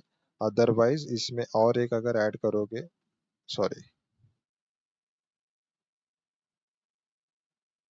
2 मिनट रुकिए, 1 सेकेंड। 8 +5 +5 +5 +5 +5, तो इतना तो डिले नहीं होगा, ठीक है। अगर आपने थोड़ी बहुत मिस्टेक्स की, थोड़ा ना लाइफ में कैजुअली ली बहुत सारी चीजें, तो ये भी हो सकता है 34 की एज में भी दे सकता है, लेकिन थोड़ा कॉन्शियस होके, थोड़े सीरियस एफर्ट्स लेके बहुत सारी चीजें आप पहले ही मैनिफेस्ट कर सकते हो, क्योंकि नेचर हमेशा मौका देती है। कभी कभी हमारा हम प्रिपेयर्ड नहीं रहते, हमारा थॉट प्रोसेस अलाइड नहीं रहता है। नेचर हमेशा मौके जरूर देगी जब जब सेवेंथ हाउस एक्टिव रहेगा। 30 की एज में भी सेवेंथ हाउस एक्टिव रहता है, क्योंकि 31 की रनिंग में अगर देखोगे, 30 जब कंप्लीट हो जाओगे सेवेंथ हाउस एक्टिव रहता है। तो 30 की एज में भी दे सकता है, 29 की एज में भी दे सकता है, क्योंकि 29 की एज में आपका खुद वीनस एक्टिव रहेगा, तो जो सेवेंथ लॉर्ड खुद है। तो 28 29 30, सॉरी 28 29 30 और 34, हाँ 28 29 30 और 33 की एज में मैरिज पॉसिबल है, ठीक है। सॉरी 34, 28 29 30 और 34 की एज में मैरिज पॉसिबल है। अब वो कैसे, अब जैसे देखोगे यहाँ पे अभी 24 हो आप, ठीक है, 24 यहाँ पे हो तो फर्स्ट हाउस एक्टिव है। तो अभी फर्स्ट हाउस भी जब एक्टिव रहता है, मैंने क्या बोला था, रिलेशनशिप या मैरिज दे सकता है। अभी आपकी एक डिजायर हो सकती है कि रिलेशनशिप में आना है या मैरिज हो जाए, ये सारी चीजें चल रही होगी दिमाग में। उसके बाद देखिए फिर 25 26 27, 26 में जब आरूढ़ पदा भी आपका एक्टिव रहेगा, पदा ऑफ A7, यहाँ पे भी बहुत सारी चीजें वो थॉट प्रोसेस दे सकता है। फिर 28, लेकिन 25 एज जो है ना आपकी बहुत टर्निंग पॉइंट रहेगी लाइफ में। अभी आप 24 हो ना, 25 की एज में आपका सेवेंथ लॉर्ड मैच्योर्ड होता है, तो 25 की एज में भी रिलेशन दे सकता है, क्योंकि आपका वीनस एक्टिव हो रहा है। जब वीनस भी एक्टिव होता है किसी के चार्ट में, तब भी मैरिज या रिलेशनशिप दे सकता है। और इन जनरल आपका फिफ्थ हाउस इन्फ्लुएंस रहेगा ट्रांजिट में 2 जून 2026 से। तो 2 जून 2026 से जब आपका फिफ्थ हाउस इन्फ्लुएंस रहेगा ट्रांजिट में, तो वहां पे वीनस ऑलरेडी एक्सॉल्टेड स्टेट में बैठा है। तो हो सकता है यहाँ पे सडन रिलेशनशिप दे सकता है, ठीक है। सडन तरीके से रिलेशनशिप दे सकता है, फेम दे सकता है, किसी ना किसी तरीके से नई अपॉर्चुनिटी दे सकता है, प्रोडक्टिविटी बढ़ा सकता है, क्रिएटिविटी बढ़ा सकता है, ठीक है। पदा ऑफ 9th हाउस भी है यहाँ पे A9, तो आपका सडन फॉर्च्यून भी राइज हो सकता है, कहीं ना कहीं से आपके लाइफ में बहुत सारी अच्छी भी चीजें हो सकती है, यहाँ पे अच्छी भी चीजें करवा सकता है यहाँ पे। क्योंकि सेवेंथ लॉर्ड है ना, सेवेंथ लॉर्ड और फिफ्थ हाउस ये दोनों फेम दे सकते हैं लाइफ में, स्टेटस दे सकते हैं, है ना। तो कुछ चीजें अच्छी तो करवा सकता है। इंस्टेंट पुश मिल सकता है कहीं ना कहीं से, करियर में बूस्ट मिल सकता है, न्यू बिगिनिंग हो सकती है, क्योंकि थर्ड से थर्ड है ना फिफ्थ हाउस। तो अच्छी चीजें तो होगी यहाँ पे। और 25 के एज में विनस मैच्योर्ड होता है, इसीलिए रिलेशनशिप भी दे सकता है, ठीक है। तो यहाँ पे बिजनेस भी कर सकता है, ऐसा नहीं कि रिलेशनशिप भी देगा, क्योंकि सेवेंथ हाउस या सेवेंथ लॉर्ड भी जब एक्टिवेट होता है तब रिलेशनशिप या बिजनेस भी कर सकता है इंसान। अगर आपका थॉट हो कोई नया एजुकेशन सीखना हो, नई पढ़ाई करनी हो, फिफ्थ हाउस एजुकेशन का भी है, कोई नया स्किल सीखना हो या बिजनेस सीखना हो, ठीक है, या इम्पोर्ट एक्सपोर्ट से रिलेटेड कुछ सीखना हो, या इन्वेस्टमेंट से रिलेटेड कोई नॉलेज लेना हो, ठीक है, या बिजनेस वगैरह कुछ सीखना है उससे रिलेटेड कुछ, तो आप सीख सकते हो, ठीक है। बहुत ज्यादा बेनिफिशियल रहेगा। यहाँ पे शेयर मार्केट ट्रेडिंग का भी नॉलेज गेन कर सकते हो आप, वो भी आपके लिए बेनिफिशियल रहेगा। सेवेंथ लॉर्ड फिफ्थ में जाना, कोई भी चीज आप अगर सीखोगे वहां पे कौन सा साइन है वो देखिए। Pisces sign in general investment, जितने भी एफडीज है, जो फाइनेंशियल इन्वेस्टमेंट का अगर नॉलेज लेते हो आप, फाइनेंस का नॉलेज लेते हो अच्छे से, वो आपके लिए बेहतर रहेगा, ठीक है। सीखना, उससे आपका सेवेंथ हाउस बैलेंस होगा। सैटर्न जुपिटर और मून का कंजंक्शन है, तो आप क्या कीजिए, प्राणायाम डेली कीजिए, ठीक है। डेली प्राणायाम करना, है ना। ये आपके लिए बहुत ज़्यादा बेनिफिशियल रहेगा, क्योंकि इसमें एयर एलिमेंट ज़्यादा बैलेंस होगा, अदरवाइज इसमें एंजाइटी और पैनिक इशू दे सकता है आपको, ठीक है। चलिए, दशा में भी अगर कंफर्म करोगे, देखिए राहु की महादशा है, तो इन जनरली फ्लक्चुएटिंग माइंडसेट बनाती है राहु की महादशा। उतार चढ़ाव देती है, कभी मूडी बनाती है दशा, बहुत इंसान को सडन इवेंट लाती है लाइफ में। ऊपर से 8th हाउस में है, तो इस दशा में एस्ट्रोलॉजी, ऑकल्ट साइंस, इसमें इंटरेस्ट बढ़ सकता है बहुत ज्यादा, ठीक है। या फिर इसमें देखिए मरकरी, 2024 है ना आपका, 6 साल, और अगर देखोगे हम्म, हाँ 2031, यानी मरकरी या केतु या विनस। देखिए सैटर्न, देखिए सैटर्न की दशा में दे सकता है मैरिज, यानी 2000, तो ये तो पॉसिबल है क्या, पहले देखिए 2026 यानी 26 27 में आपकी एज क्या हो जाएगी, 26 साल।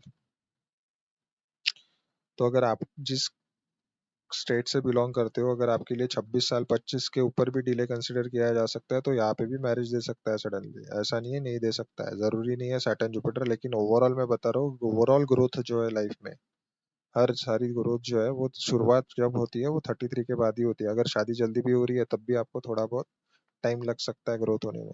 ऐसा नहीं कि इसमें शादी नहीं दे सकता, लेकिन करियर, जो सैटर्न करियर का सिग्निफिकेटर है, करियर प्रोमिनेंट रहेगा यहाँ पे। बिजनेस करना, करियर से रिलेटेड इवेंट, ये ज्यादा दिख रहा है यहाँ पे रेदर देन शादी। शादी तो आपकी यहाँ पे एक तो मरकरी की दशा में भी दे सकता है, क्योंकि 7th लॉर्ड D9 का मरकरी है, तो इस दशा में शादी होने के ज्यादा चांसेस है मरकरी के। इधर नहीं हुई तो जो मैंने बताया था 34 का एज, तो ये विनस की दशा आएगी यहाँ पे, 34 की एज जब रहेगी तब तब ये विनस की दशा में दे सकता है। अगर यहाँ पे आपने गलतियां की तो, अगर यहाँ पे आपने पहले ही अपने कॉन्शियस एफर्ट्स लेके सारी चीजें बैलेंस कर लेना, अपना फोकस सही जगह पे आपने यूटिलाइज किया, हर सारी चीजें सही जगह पे एनर्जी यूटिलाइज की, तो ये शादी यहाँ पे ही खत्म हो जाएगी आपकी मरकरी की दशा में, क्योंकि 7th लॉर्ड है।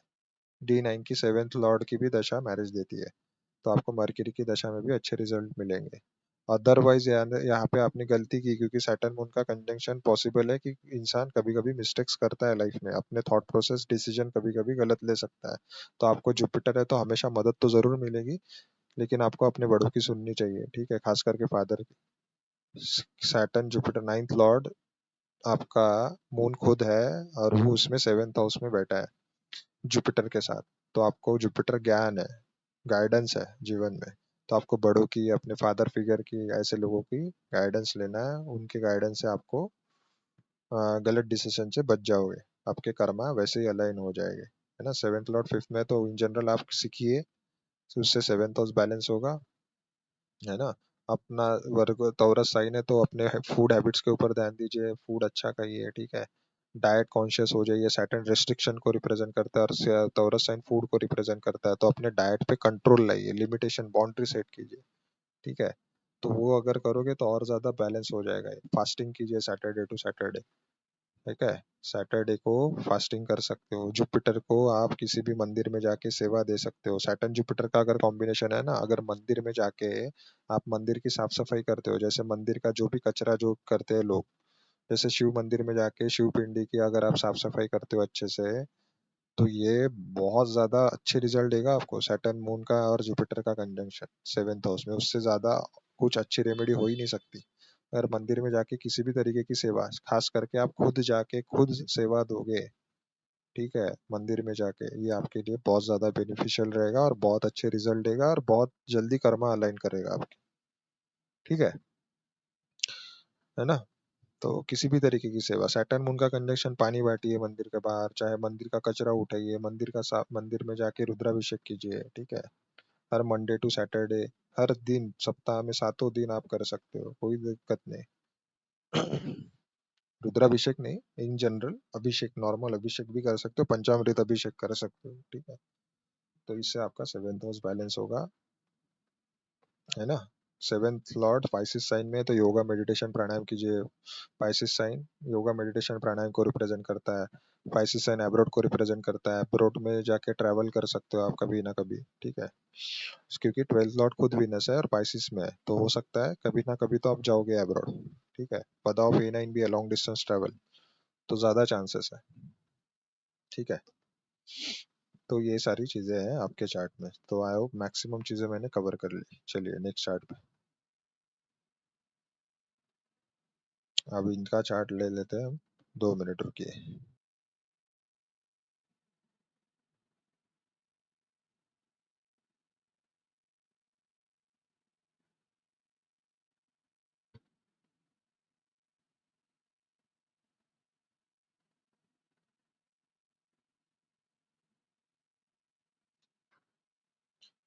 अब देखिए इनके केस में, देखिए अब सबसे पहले इनका एज देखिए कितना है, 1992 का बर्थ है, तो ये ऑलरेडी 33 के तो वैसे भी हो गए, ठीक है।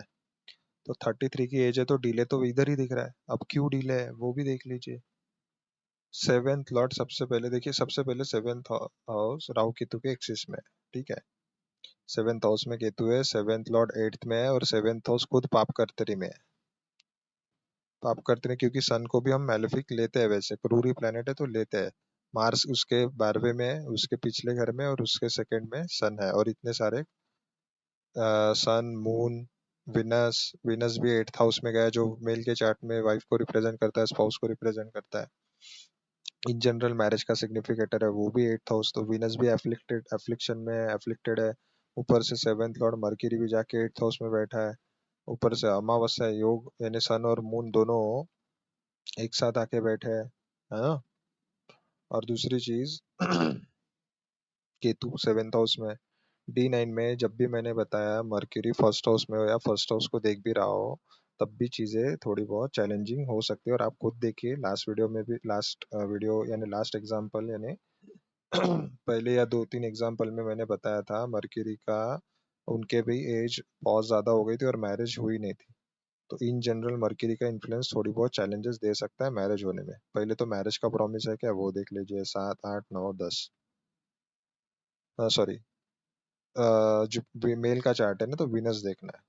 तो जुपिटर से विनस 12th में गया, और मैंने क्या बताया था रूल में, प्रॉमिस ऑफ मैरिज में जुपिटर से विनस या मार्स अगर 12th में आ जाए, फीमेल के केस में मार्स, मेल के केस में विनस, तो मैरिज का प्रॉमिस तो है, लेकिन बहुत सारे एफर्ट्स के साथ, बहुत चैलेंजेस के साथ मैरिज होगी। इतना इजी नहीं रहेगा, लेकिन बहुत मल्टीपल एफर्ट्स लगाने पड़ेंगे तब जाके शादी होगी। तो ये ऑलरेडी 33 तो ऑलरेडी है, तो डिले तो वैसे ही हो रहा है, लेकिन मैरिज का प्रॉमिस भी है। तो मैरिज का प्रॉमिस है तो एक्सट्रीम डिले के कॉम्बिनेशन कैसे है, सैटर्न रेट्रोग्रेड है, तो रेट्रोग्रेड होकर फर्स्ट हाउस में आएगा, तो फर्स्ट हाउस में आएगा तो इधर भी देखेगा सेवेंथ हाउस को, तो ये तो डिले का दिख रहा है। ऊपर से देखोगे सेवेंथ लॉर्ड यहाँ पे जुपिटर है, तो जुपिटर है, तो जुपिटर देखिए यहाँ पे फिफ्थ हाउस में, यहाँ पे मेजर एफ्लिक्शन नहीं है, लेकिन मर्क्यूरी रेट्रोग्रेड है D9 में, ठीक है। और कुछ दिख रहा है क्या, वीनस देखिए कहाँ पे है, वीनस यहाँ पे है सैटर्न के साइन में, ठीक है। और ये मैंने पहले भी बताया, वीनस जब भी स्कॉर्पियो एक्वेरियस साइन में जाता है, तब कभी ना वो दिक्कत जरूर देता है, एटलीस्ट एक ना एक सेटबैक जरूर लगता है रिलेशनशिप में, ठीक है।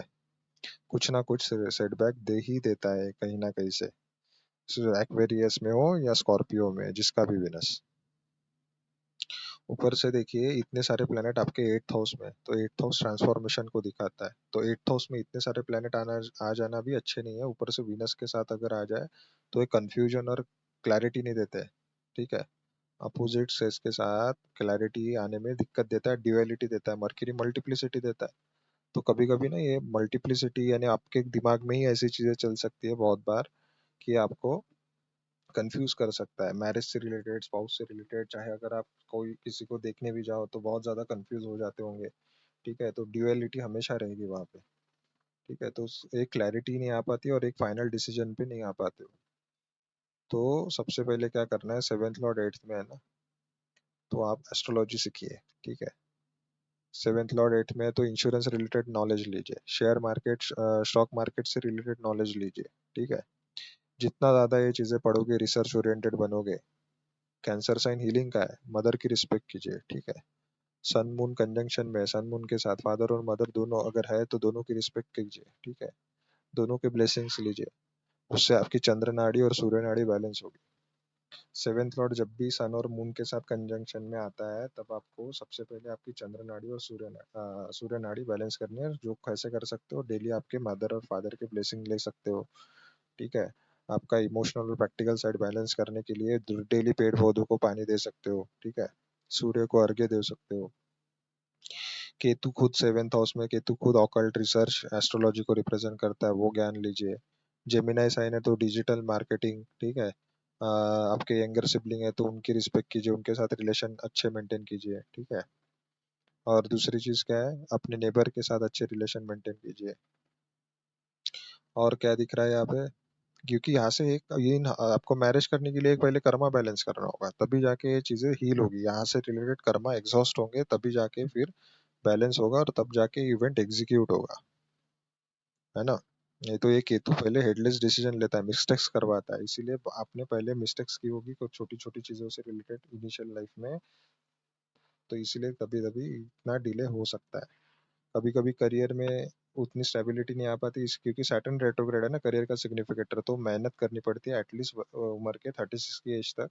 एटलीस्ट देखा जाए तो 28 30, 28 हो गया, ये टर्निंग पॉइंट है। 28 30 32, फिर 36, ये ऐसे टर्निंग पॉइंट आएंगे आपके लाइफ में। इन जनरल किसी के भी लाइफ में ना देखोगे 30 31 और 32 ये यहाँ पे मेजर टर्निंग पॉइंट आते हैं, क्योंकि सिक्स हाउस सेवंथ हाउस और एट्थ हाउस एक्टिव रहता है उस ड्यूरेशन में। एक तो बहुत मेजर फाइनेंशियल ये आते हैं सेटबैक्स किसी को इस ड्यूरेशन में, चाहे रिलेशनशिप में हो चाहे फाइनेंशियल लेवल पे हो। मैंने देखा यूजुअली फाइनेंशियल लॉसेस होते हैं 30 31 32। किसी के अच्छे कॉम्बिनेशन है तो वो इन्वेस्टमेंट में चला जाएगा, तो इन्वेस्टमेंट भी एक एक्सपेंसेस का पार्ट है, लेकिन लमसम एक अमाउंट बहुत ज्यादा 30 31 32। यहाँ पे एक तो किसी को हेल्थ से रिलेटेड दिक्कत आती है तो तब जाके फाइनेंस बहुत ज्यादा खर्च हो जाता है पैसा, या फिर किसी ना किसी तरीके से बहुत बड़े खर्चे आ जाते हैं कहीं ना कहीं से, ठीक है। तो इस एज में सबके लिए कभी भी किसी भी चार्ट में देखो 30 31 32 मेजर इवेंट होते हैं, मेजर खर्चा होता है। तो ऑब्वियस है किसी की शादी भी हो रही है तो मेजर खर्चा ही हो रहा है ना, किसी की हेल्थ खराब हो रही है तब भी मेजर खर्चा हो रहा है किसी का। लेकिन मेजोरिटी खर्चे बहुत बढ़ते हैं 30 31 32 की लाइफ में। उसके बाद फिर वो साइकिल जब रिपीट होगा फिर होगा, लेकिन उसमें आने के लिए फिर टाइम लगेगा, फिर 30 साल के बाद, ठीक है।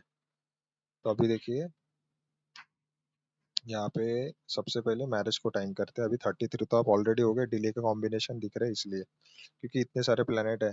पाप करतरी में सेवेंथ हाउस है ना, seventh Lord of D1 mercury यहाँ पे भी, और रेट्रोग्रेड है, ठीक है। वीनस एक्वेरियस में, पहले तो हम कैलकुलेटर पे देख लेते हैं, 2 मिनट रुकिए। 3 + 8 +5 +5 +5 +5 +5, तो 36 रनिंग निकल के आ रहा है, यानी 35 की एज में दे सकता है मैरिज। अब आप 33 ऑलरेडी हो तो और 2 साल वेट करना पड़ सकता है। 33 की एज में 31 32 33, तो 33 की एज में ये हाउस एक्टिव रहेगा, तो उसका लॉर्ड खुद मर्क्यूरी है, तो मर्क्यूरी आपका सेवेंथ लॉर्ड भी है, ठीक है। तो यहाँ पे करियर के रिलेटेड भी इवेंट, हेल्थ से रिलेटेड इवेंट, और वो कंजंक्शन में वीनस के साथ। वीनस भी मैरिज का सिग्निफिकेटर है और मेल चार्ट में तो सब स्पाउस का कारक ही है, और मून के साथ बैठा है तो ये फास्ट रिजल्ट दे सकता है। लेकिन सडन पहले, उससे पहले ट्रांसफॉर्मेशन होगा आपके लाइफ में बहुत जल्दी। 35 की एज में मेजर ट्रांसफॉर्मेशन दिख रहा है, चाहे हेल्थ से रिलेटेड हो, स्पेसिफिकली हेल्थ और करियर से रिलेटेड दिख रहा है। वर्गो साइन डिजीजेस को रिप्रेजेंट करता है, हेल्थ को रिप्रेजेंट करता है, और उसका लॉर्ड एट्थ में गया, एट्थ हाउस ट्रांसफॉर्मेशन का है, और ये कैंसर साइन में गया। यहाँ पे मून है, मून की राशि है, चाहे वो मदर के लाइफ में हो चाहे आपके खुद के लाइफ में हो, चाहे सन और मदर फादर है तो उनके लाइफ में प्रोमिनेंट इवेंट होने की वजह से आपके लाइफ में सडन ट्रांसफॉर्मेशन आ रहा है, ऐसा भी हो सकता है। उसकी वजह से फिर कुछ चीजें हो रही है लाइफ में इवेंट, क्योंकि सेवंथ लॉर्ड खुद भी सन और मून के साथ है ना। सन फादर को रिप्रेजेंट करता है, मून मदर को रिप्रेजेंट करता है ना। तो ये सारी चीजें उसके इर्द गिर्द रिजल्ट दिख रही है, और सन खुद नाइन्थ लॉर्ड भी है, और नाइन्थ हाउस भी फादर को रिप्रेजेंट करता है ना। मून खुद एट लॉर्ड है, तो एट हाउस तो है ही ट्रांसफॉर्मेशन का। तो सबसे पहले आपका कोई ना कोई मेजर ट्रांसफॉर्मेशन होगा, तभी जाके ये इवेंट पॉसिबल है। तो 35 की एज में यहाँ से दिख रहा है, यहाँ पे फिर से कंफर्म कर लेते हैं। 24, 25, 26, 27, 28, 29, 30, 31, 32, 33, 33 यहाँ पे हो आप। तो 33 की एज में तो वैसे होनी चाहिए थी, क्योंकि वीनस एक्टिव है, लेकिन हुई क्या नहीं, क्योंकि एफ्लिक्शन है इतने सारे प्लेनेट के। अभी भी टाइम है आपके पास, ऐसा नहीं है नहीं है। 33 आप अभी जुलाई में हुए हो, तो 33 की एज में ऑलरेडी वीनस एक्टिव है आपका ऑलरेडी, तो दे सकता है इसमें भी, लेकिन यहाँ पे एज 36 रनिंग निकल के आई, तो इसके अकॉर्डिंग हम डिसाइड कर रहे हैं, ठीक है। ऐसा नहीं है, दे सकता है। और मैंने हर बार, अगर आपने वीडियो कंप्लीट देखी है, तो हर एग्जांपल में मैंने डिस्कस किया है कि अपने कॉन्शियस एफर्ट से हमेशा अपना अपना फॉर्चून चेंज कर सकते हो, क्योंकि इस हाउस को, ये नाइन्थ हाउस जो ब्लेसिंग का है, ये इसको कंप्लीट करता है। तो ये मैं बार बार रिपीट नहीं करूंगा, हर वीडियो में आपको समझना है। वीडियो पूरी देखोगे, इसलिए स्किप नहीं करना चाहिए वीडियो, ठीक है।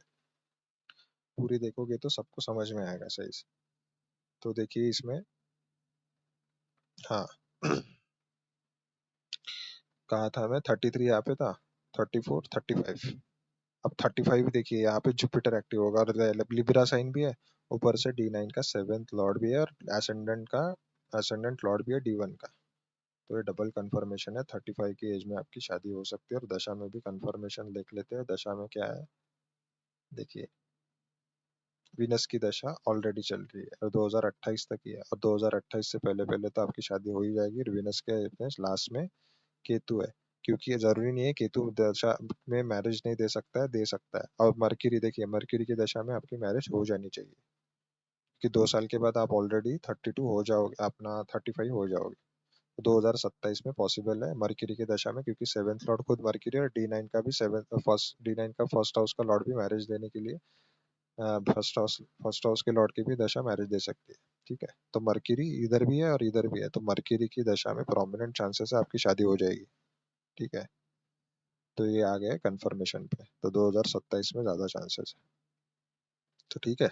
तो चलिए नेक्स्ट एग्जांपल पे चलते हैं।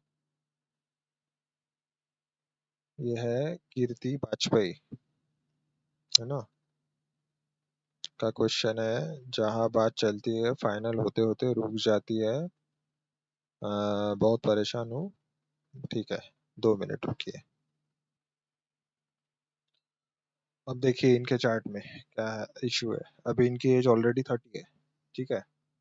डिले के कॉम्बिनेशन हो गए तभी तो डिले दिखा रहा है ना।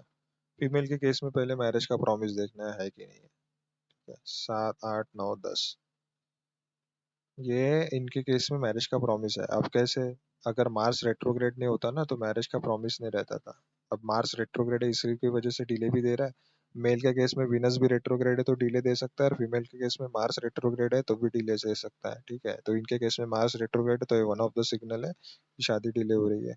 दूसरी चीज देखिए, मार्स को सैटर्न दिख रहा है सेवेंथ एस्पेक्ट से, तो ये भी डिले दे रहा है, क्योंकि फीमेल के केस में मार्स हस्बैंड का सिग्निफिकेटर है नाड़ी एस्ट्रोलॉजी के अकॉर्डिंग।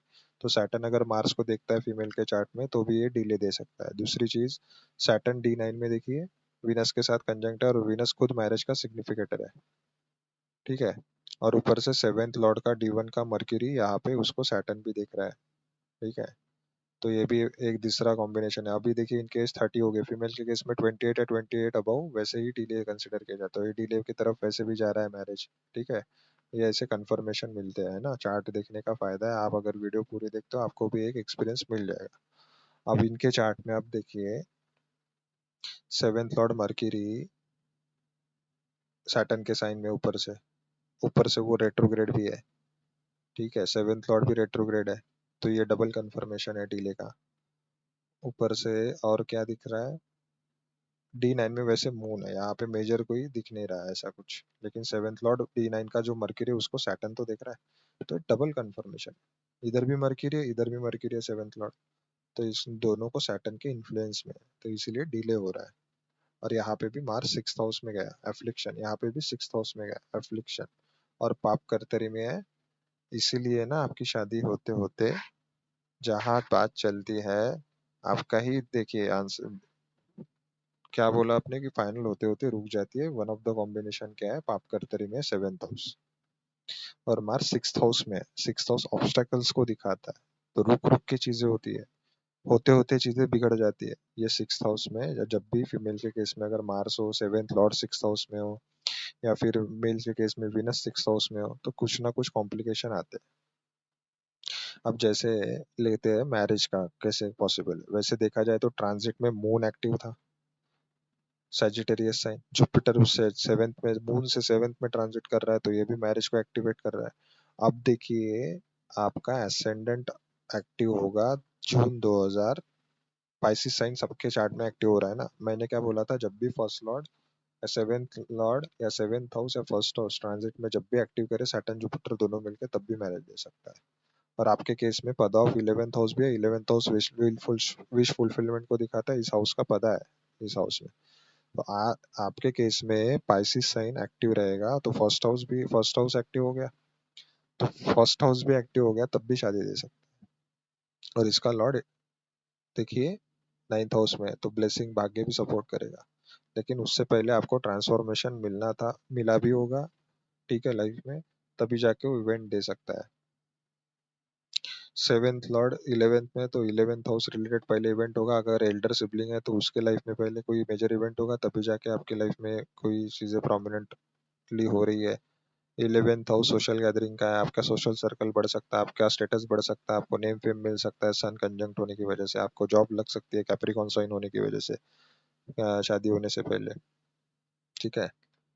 कोई गेन्स हो सकते हैं, फाइनेंशियल गेन्स हो सकते हैं, अपॉर्चुनिटी मिल सकती है करियर में शादी होने से पहले, तब जाके आपको शादी हो रही है। करियर, जॉब लगना, करियर से रिलेटेड इवेंट होना, करियर में फोकस बढ़ जाना, ये इवेंट हो सकता है, ठीक है। पॉसिबिलिटी ज़्यादा है, और आपकी ट्रैवलिंग भी बढ़ सकती है।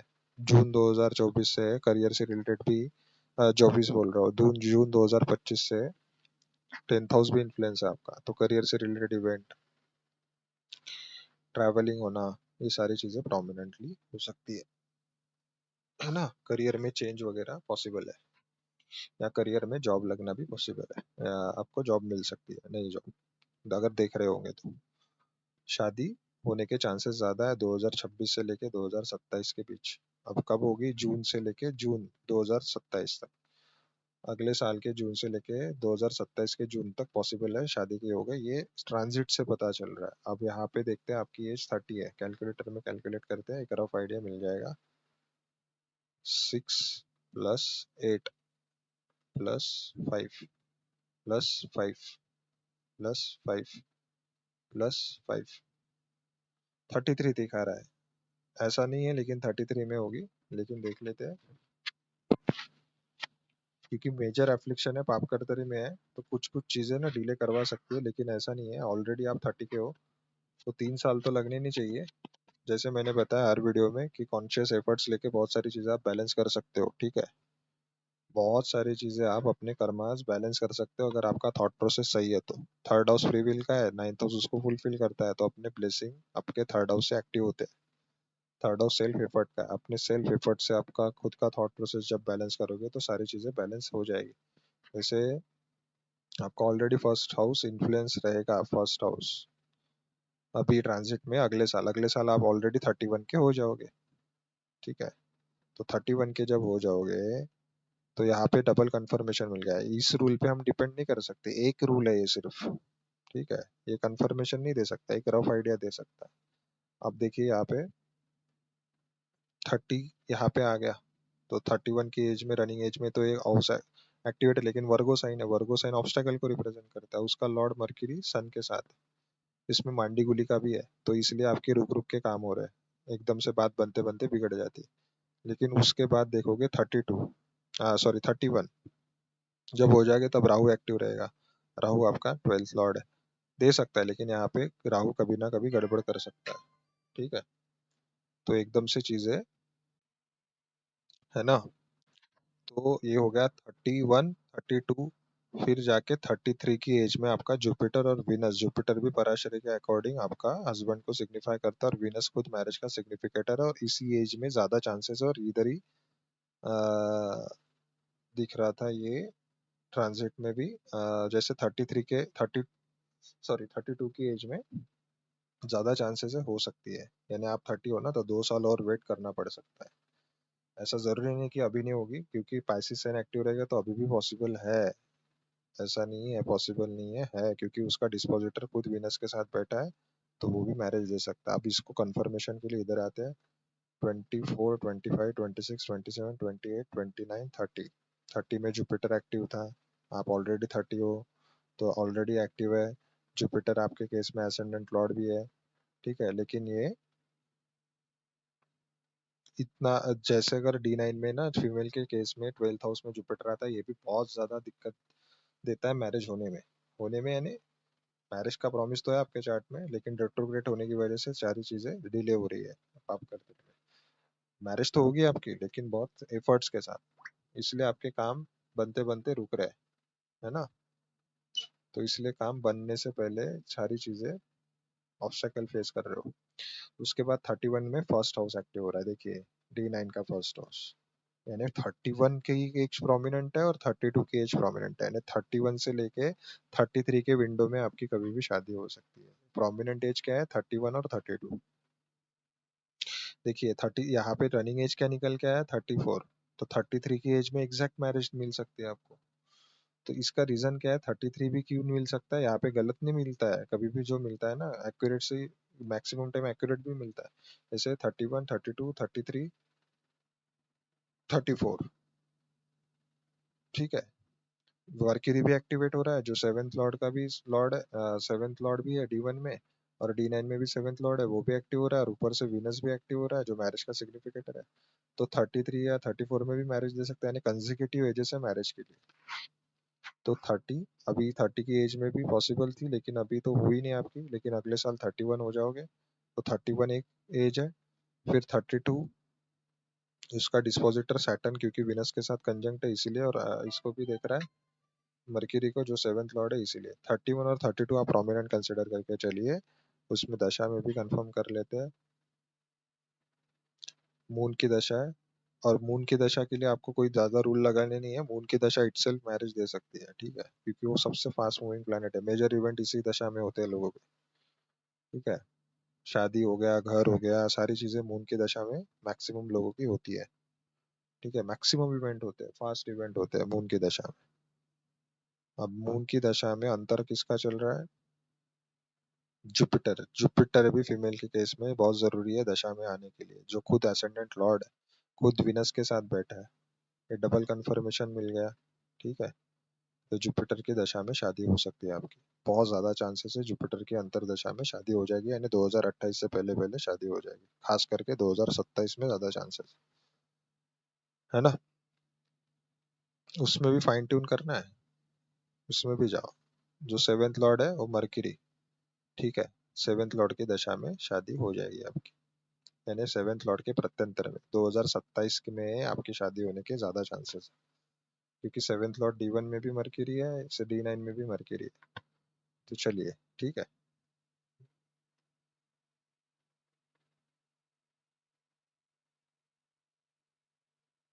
तो ये आखिरी दो चार्ट है, ये बाकी चार्ट हम नेक्स्ट वीडियो में कवर करेंगे। ठीक है, ये दो बाकी चार्ट हम नेक्स्ट वीडियो में कवर करेंगे। ये ये चार्ट हम एटलीस्ट एक ही चार्ट कवर करते हैं इस वीडियो में, बाकी ये सारे नेक्स्ट वीडियो में कवर करेंगे, क्योंकि वीडियो ऑलरेडी बहुत बड़ी हो चुकी है ना।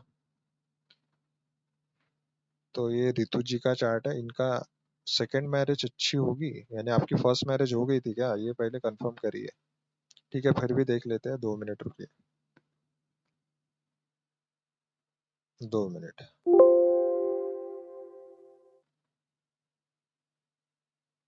क्या है आपका, 3 Feb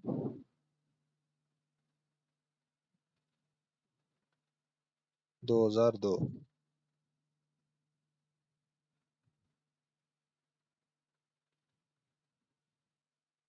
7:15 PM।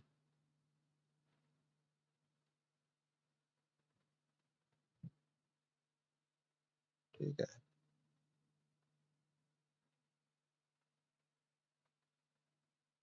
Kanpur Uttar Pradesh. 2 minute. Kanpur.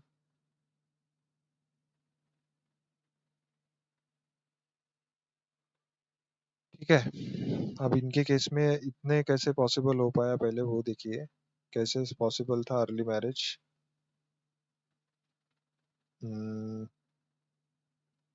देखिए, जब मून का इन्फ्लुएंस आता है ना सेवेंथ लॉर्ड या सेवेंथ हाउस में, तो ये अर्ली मैरिज दे सकता था, क्योंकि सैटर्न रेट्रोग्रेड है तो उसको मून देख रहा है, एस्पेक्ट कर रहा है, तो ये सडन मैरिज देने का भी योग है। ऊपर से राहु केतु भी पॉसिबल है, मैरिज दे सकता है अर्ली मैरिज।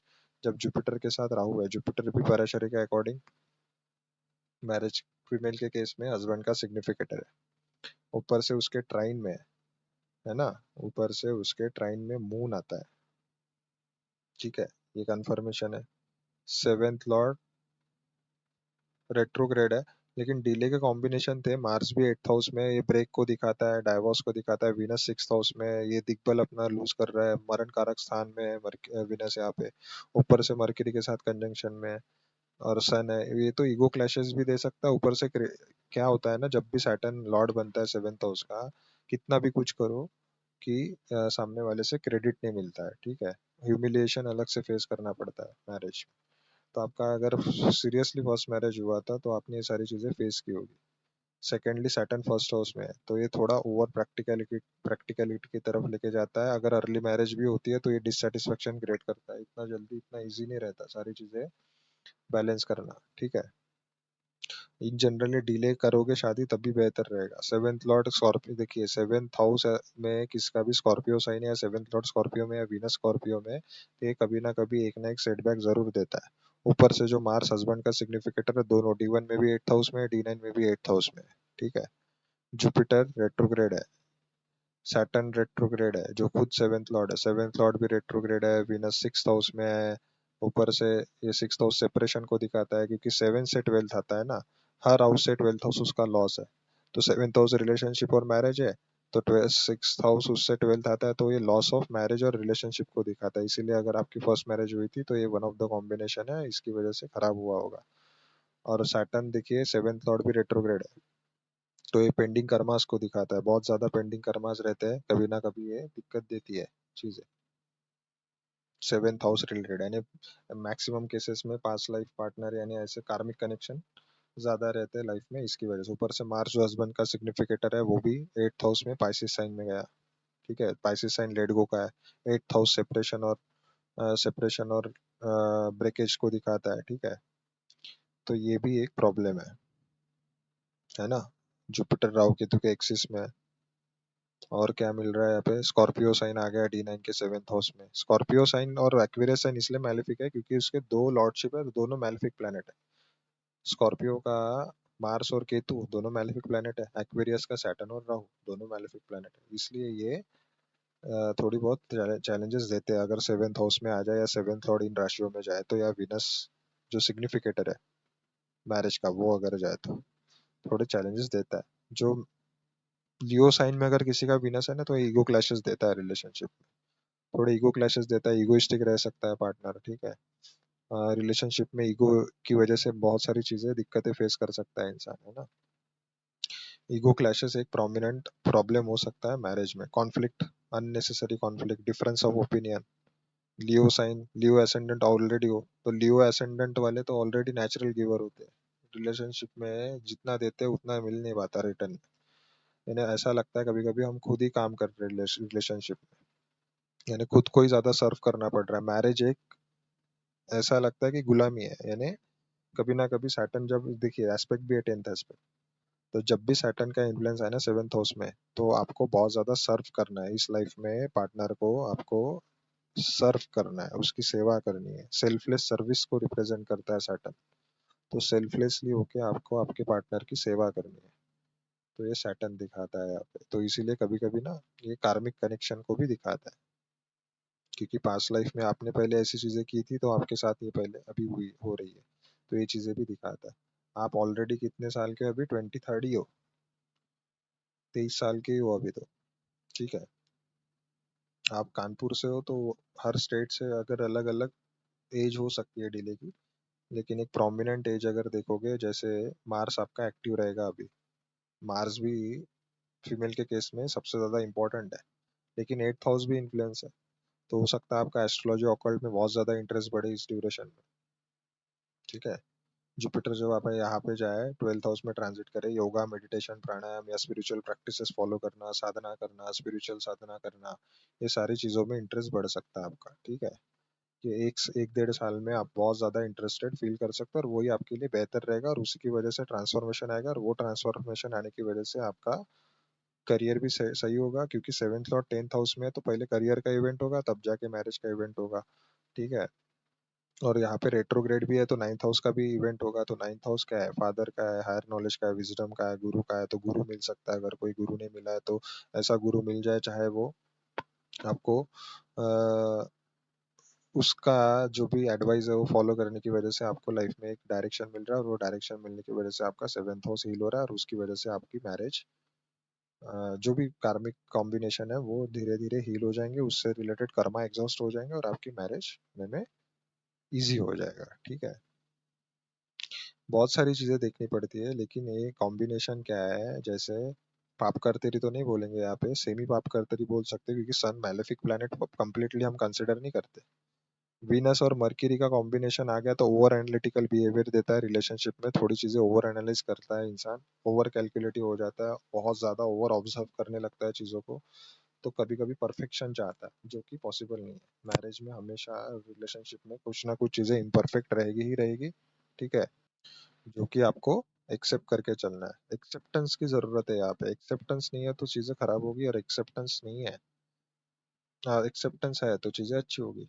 ठीक है, तो सबसे पहले मैरिज को टाइम करो।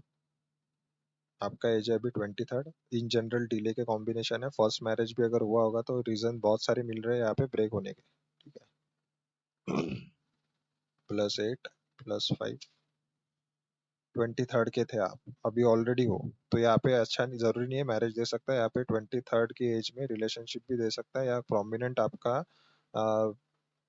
जरूरी नहीं है रिलेशन ही दे सकता, आपका सोशल सर्कल बढ़ा सकता है, आपका 10 से 10th है तो करियर में प्रोमिनेंट इवेंट दे सकता है, फेम दे सकता है, करियर में प्रमोशन दे सकता है, अपॉर्चुनिटी दे सकता है, बहुत सारी चीजें है ना, और भी सारी चीजें है ना।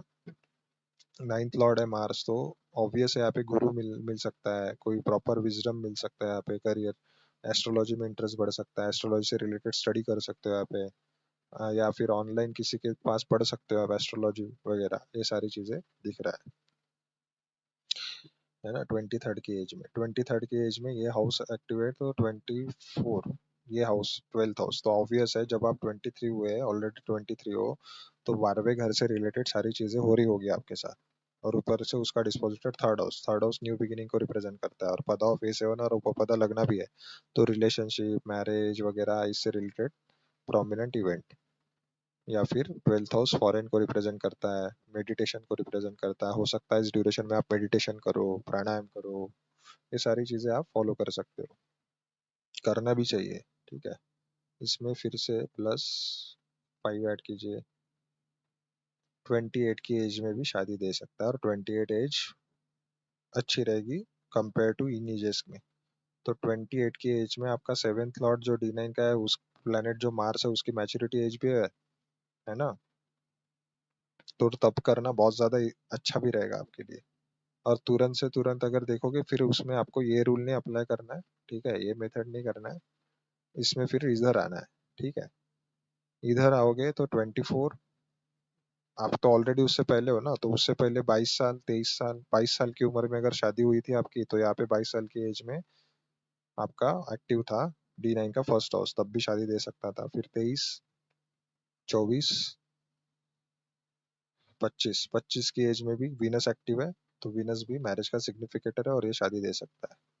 अगर आपको ये रूल नहीं करना है, अगर आपको पॉसिबिलिटी है जल्दी करना है शादी, तो ऐसे हाउसेस एक्टिव है तो इधर भी हो सकती है। 25, 26, फिर 27, फिर 28, ये 28 की एज में प्रॉपर एज यहाँ पे 7th हाउस इन्फ्लुएंस हो रहा है, भले ही वो 8th हाउस में है, लेकिन फिर भी यहाँ पे इन्फ्लुएंस हो रहा है। इवन 28 और 29 दोनों एज प्रोमिनेंट है मैरिज होने के। यहाँ से आगे भी जब भी कैलकुलेट करें, जब भी 7th लॉर्ड वीनस मार्स आपके केस में एक्टिव रहेगा, या D9 का, D1 का 7th लॉर्ड जब भी एक्टिव रहेगा, तब तब ये शादी दे सकता है। ठीक है, तो ये आपके लिए हो गया, यानी प्रोमिनेंट एजेस क्या है, अभी भी आपको 25 साल की एज में भी मैरिज दे सकता है, और 28 या 29 की एज में भी मैरिज दे सकता है, ये तीनों एज प्रोमिनेंट है। दशा भी लगा के देखोगे तो इसमें देखिए, दशा आपको जुपिटर की चल रही है, तो जुपिटर खुद एट लॉर्ड की दशा है, तो सडन ये ऑब्वियस है, एट लॉर्ड की दशा उतार चढ़ाव लाती है लाइफ में, ठीक है। तो ये प्रोमिनेंट वैसे देखा जाए, जुपिटर में विनस की अंतरदशा में दे सकता है मैरिज, यानी 2028। तब आप कितने साल के हो जाओगे? 26 साल के। तो 26 साल की एज में शादी इधर भी दे सकता है, यानी जब हमने 25 कैलकुलेट किए थे ना यहाँ पे, तब वो करीबन इसी दशा में आता है विनस की। तो हो सकता है इस दशा में शादी हो जाए। उसके आगे भी फिर चांसेस है, फिर आगे फिर मार्स की दशा है जो मैंने बताया था 28 या 29 की एज में, फिर यहाँ पे मार्स की दशा में आओगे। ये तब भी इधर या इधर, ये दोनों केसेस में शादी दे सकता है, ये तीनों केसेस में दे सकता है वैसे वैसे, क्योंकि सन विनस के साथ कंजंक्ट है, तो सन की दशा भी है ना। मून तो इन जनरल देती ही देती है मैरिज, क्योंकि मून की दशा में सबसे फास्ट रिजल्ट मिलते हैं, ठीक है। तो उसमें आपको कोई दशा लगाने की जरूरत ही नहीं है, सबसे फास्ट मूविंग प्लैनेट है ना, हर 2.5 दिन में एक राशि चेंज करता है, तो वो बहुत फास्ट रिजल्ट दे सकता है एट टाइम्स। इसलिए कभी कभी अकेला मून 7th हाउस में अर्ली मैरिज का कॉम्बिनेशन बना सकता है, डिपेंड करता है, कोई प्लैनेट के इन्फ्लुएंस में नहीं होना चाहिए। मून और विनस अगर किसी के चार्ट में अकेले बैठे हैं 7th हाउस में, तो ये अर्ली मैरिज दे सकते हैं, किसी को बहुत अर्ली मैरिज दे सकते हैं, ठीक है। दूसरी चीज, लेकिन कंडीशन क्या है? Without affliction. एफ्लिक्शन है तो मैरिज तो देंगे अर्ली, लेकिन ब्रेक भी दे सकते हैं अगर सिक्स लॉर्ड और एट लॉर्ड के कॉम्बिनेशन बन जाए वहां पे, है ना। तो देखिए, तो ये दशा और ये दशा, ये आपको प्रोमिनेंटली मैरिज दे सकती है, सन, विनस, सन और मार्स इन दशा में। मून भी वैसे, ये चारों दशाएं कंसिडर करो आप, इसमें विनस और मार्स ये दोनों प्रोमिनेंट है, यानी 26 या 25 या 26, नहीं तो 28 या 29 की एज में फिर से मैरिज के योग है, ठीक है। क्योंकि अगर ट्रांजिट में भी देखोगे ना, आपका अभी पाइसिस साइन एक्टिव रहेगा, मून से भी 6th हाउस आता है, एसेंडेंट से 8th हाउस आता है, तो यहाँ पे तो वैसे भी फेवरेबल नहीं है, लेकिन हाँ मार्स एक्टिव होता है, तो मार्स सिग्निफिकेटर है हस्बैंड का, तो यहाँ पे दे सकता है। लेकिन आगे अगर देखोगे, सबसे ज्यादा 28 की एज में जब सैटर्न इधर जाएगा ना, टॉरस राशि में, कब जाएगा? 2031 के करीब करीब या 32 के करीब करीब जाएगा, तब आपकी एज कितनी हो जाएगी? सॉरी सॉरी सॉरी सॉरी, 32 के करीब नहीं। अभी क्या है ना, 2026, 26 में, 26 तक तो इधर ही, 27 तक इधर रहेगा पाइसिस में, फिर यहाँ पे रहेगा 2029 तक, 4 साल, 4 3 27, 27 और 2 बराबर है 2030 तक, 30 31 तक, तब आपकी 28 एज आराम से हो जाएगी, ठीक है। अभी 23 हो ना, तो 7 साल या 8 साल। तब यहाँ पे जब जाएगा ना, तब 7th लॉर्ड इधर भी जाएगा, तो रेट्रोग्रेड होने की वजह से, सैटर्न रेट्रोग्रेड है, तो मिड 2027 के बाद देखोगे, तो आप अभी 23 हो ना, 25 जो मैंने बोला था विनस, तब यहाँ पे फिर से चांस मिलेगा, क्योंकि सैटर्न यहाँ पे राशि चेंज करेगा 2027 में, मिड 2027, तो 2029 तक या 2030 के हाफ पीरियड तक यहाँ पे ही रहेगा। तब हो सकता है इसी ड्यूरेशन में शादी दे सकता है विनस की दशा में, क्योंकि आपका 7th लॉर्ड है ना, वो रेट्रोग्रेड होने की वजह से एक्टिव हो रहा है, लेकिन इतना इजी नहीं रहेगा, है ना। इसलिए मैंने बोला था कि 28 एज प्रोमिनेंट है, ठीक है। थोड़ा कॉम्प्लिकेटेड चार्ट है आपका, है ना, बहुत सारे कॉम्प्लिकेटेड चार्ट होने की वजह से सारी चीजें एकदम से अलाइन नहीं हो पा रही है, ठीक है। लेकिन एक आपको रफ आइडिया मिल गया होगा, ठीक है। आई होप आपको ये वीडियो अभी यहाँ तक ही हम रखते हैं, है ना। ये तो ये चार्ट हम नेक्स्ट वीडियो में कवर करेंगे, ये नरेश जी का चार्ट, और ये बाकी सारे की जे के चार्ट हम नेक्स्ट वीडियो में कंसिडर करेंगे। वीडियो ऑलरेडी 2 घंटे से ऊपर हो गई है, ठीक है। नेक्स्ट पार्ट में हम ये सारे चार्ट कवर करेंगे, है ना। अगर वीडियो पसंद आई हो तो प्लीज़ लाइक शेयर सब्सक्राइब कीजिए, क्योंकि बहुत मेहनत लगती है। हर एक चार्ट अगर मैं आपके कंसिडर कर रहा हूँ ना, तो बहुत एनर्जी भी लगती है, तो आप उतना एफर्ट्स अपने तरफ से भी दिखाइए, शेयर कीजिए एटलीस्ट, है ना। जो भी, जिनको भी इंटरेस्टेड है उनको शेयर कीजिए, ठीक है। आई होप फिर अच्छा लगा हो आपको ये वीडियो, ठीक है। टिल देन, धन्यवाद, राम राम।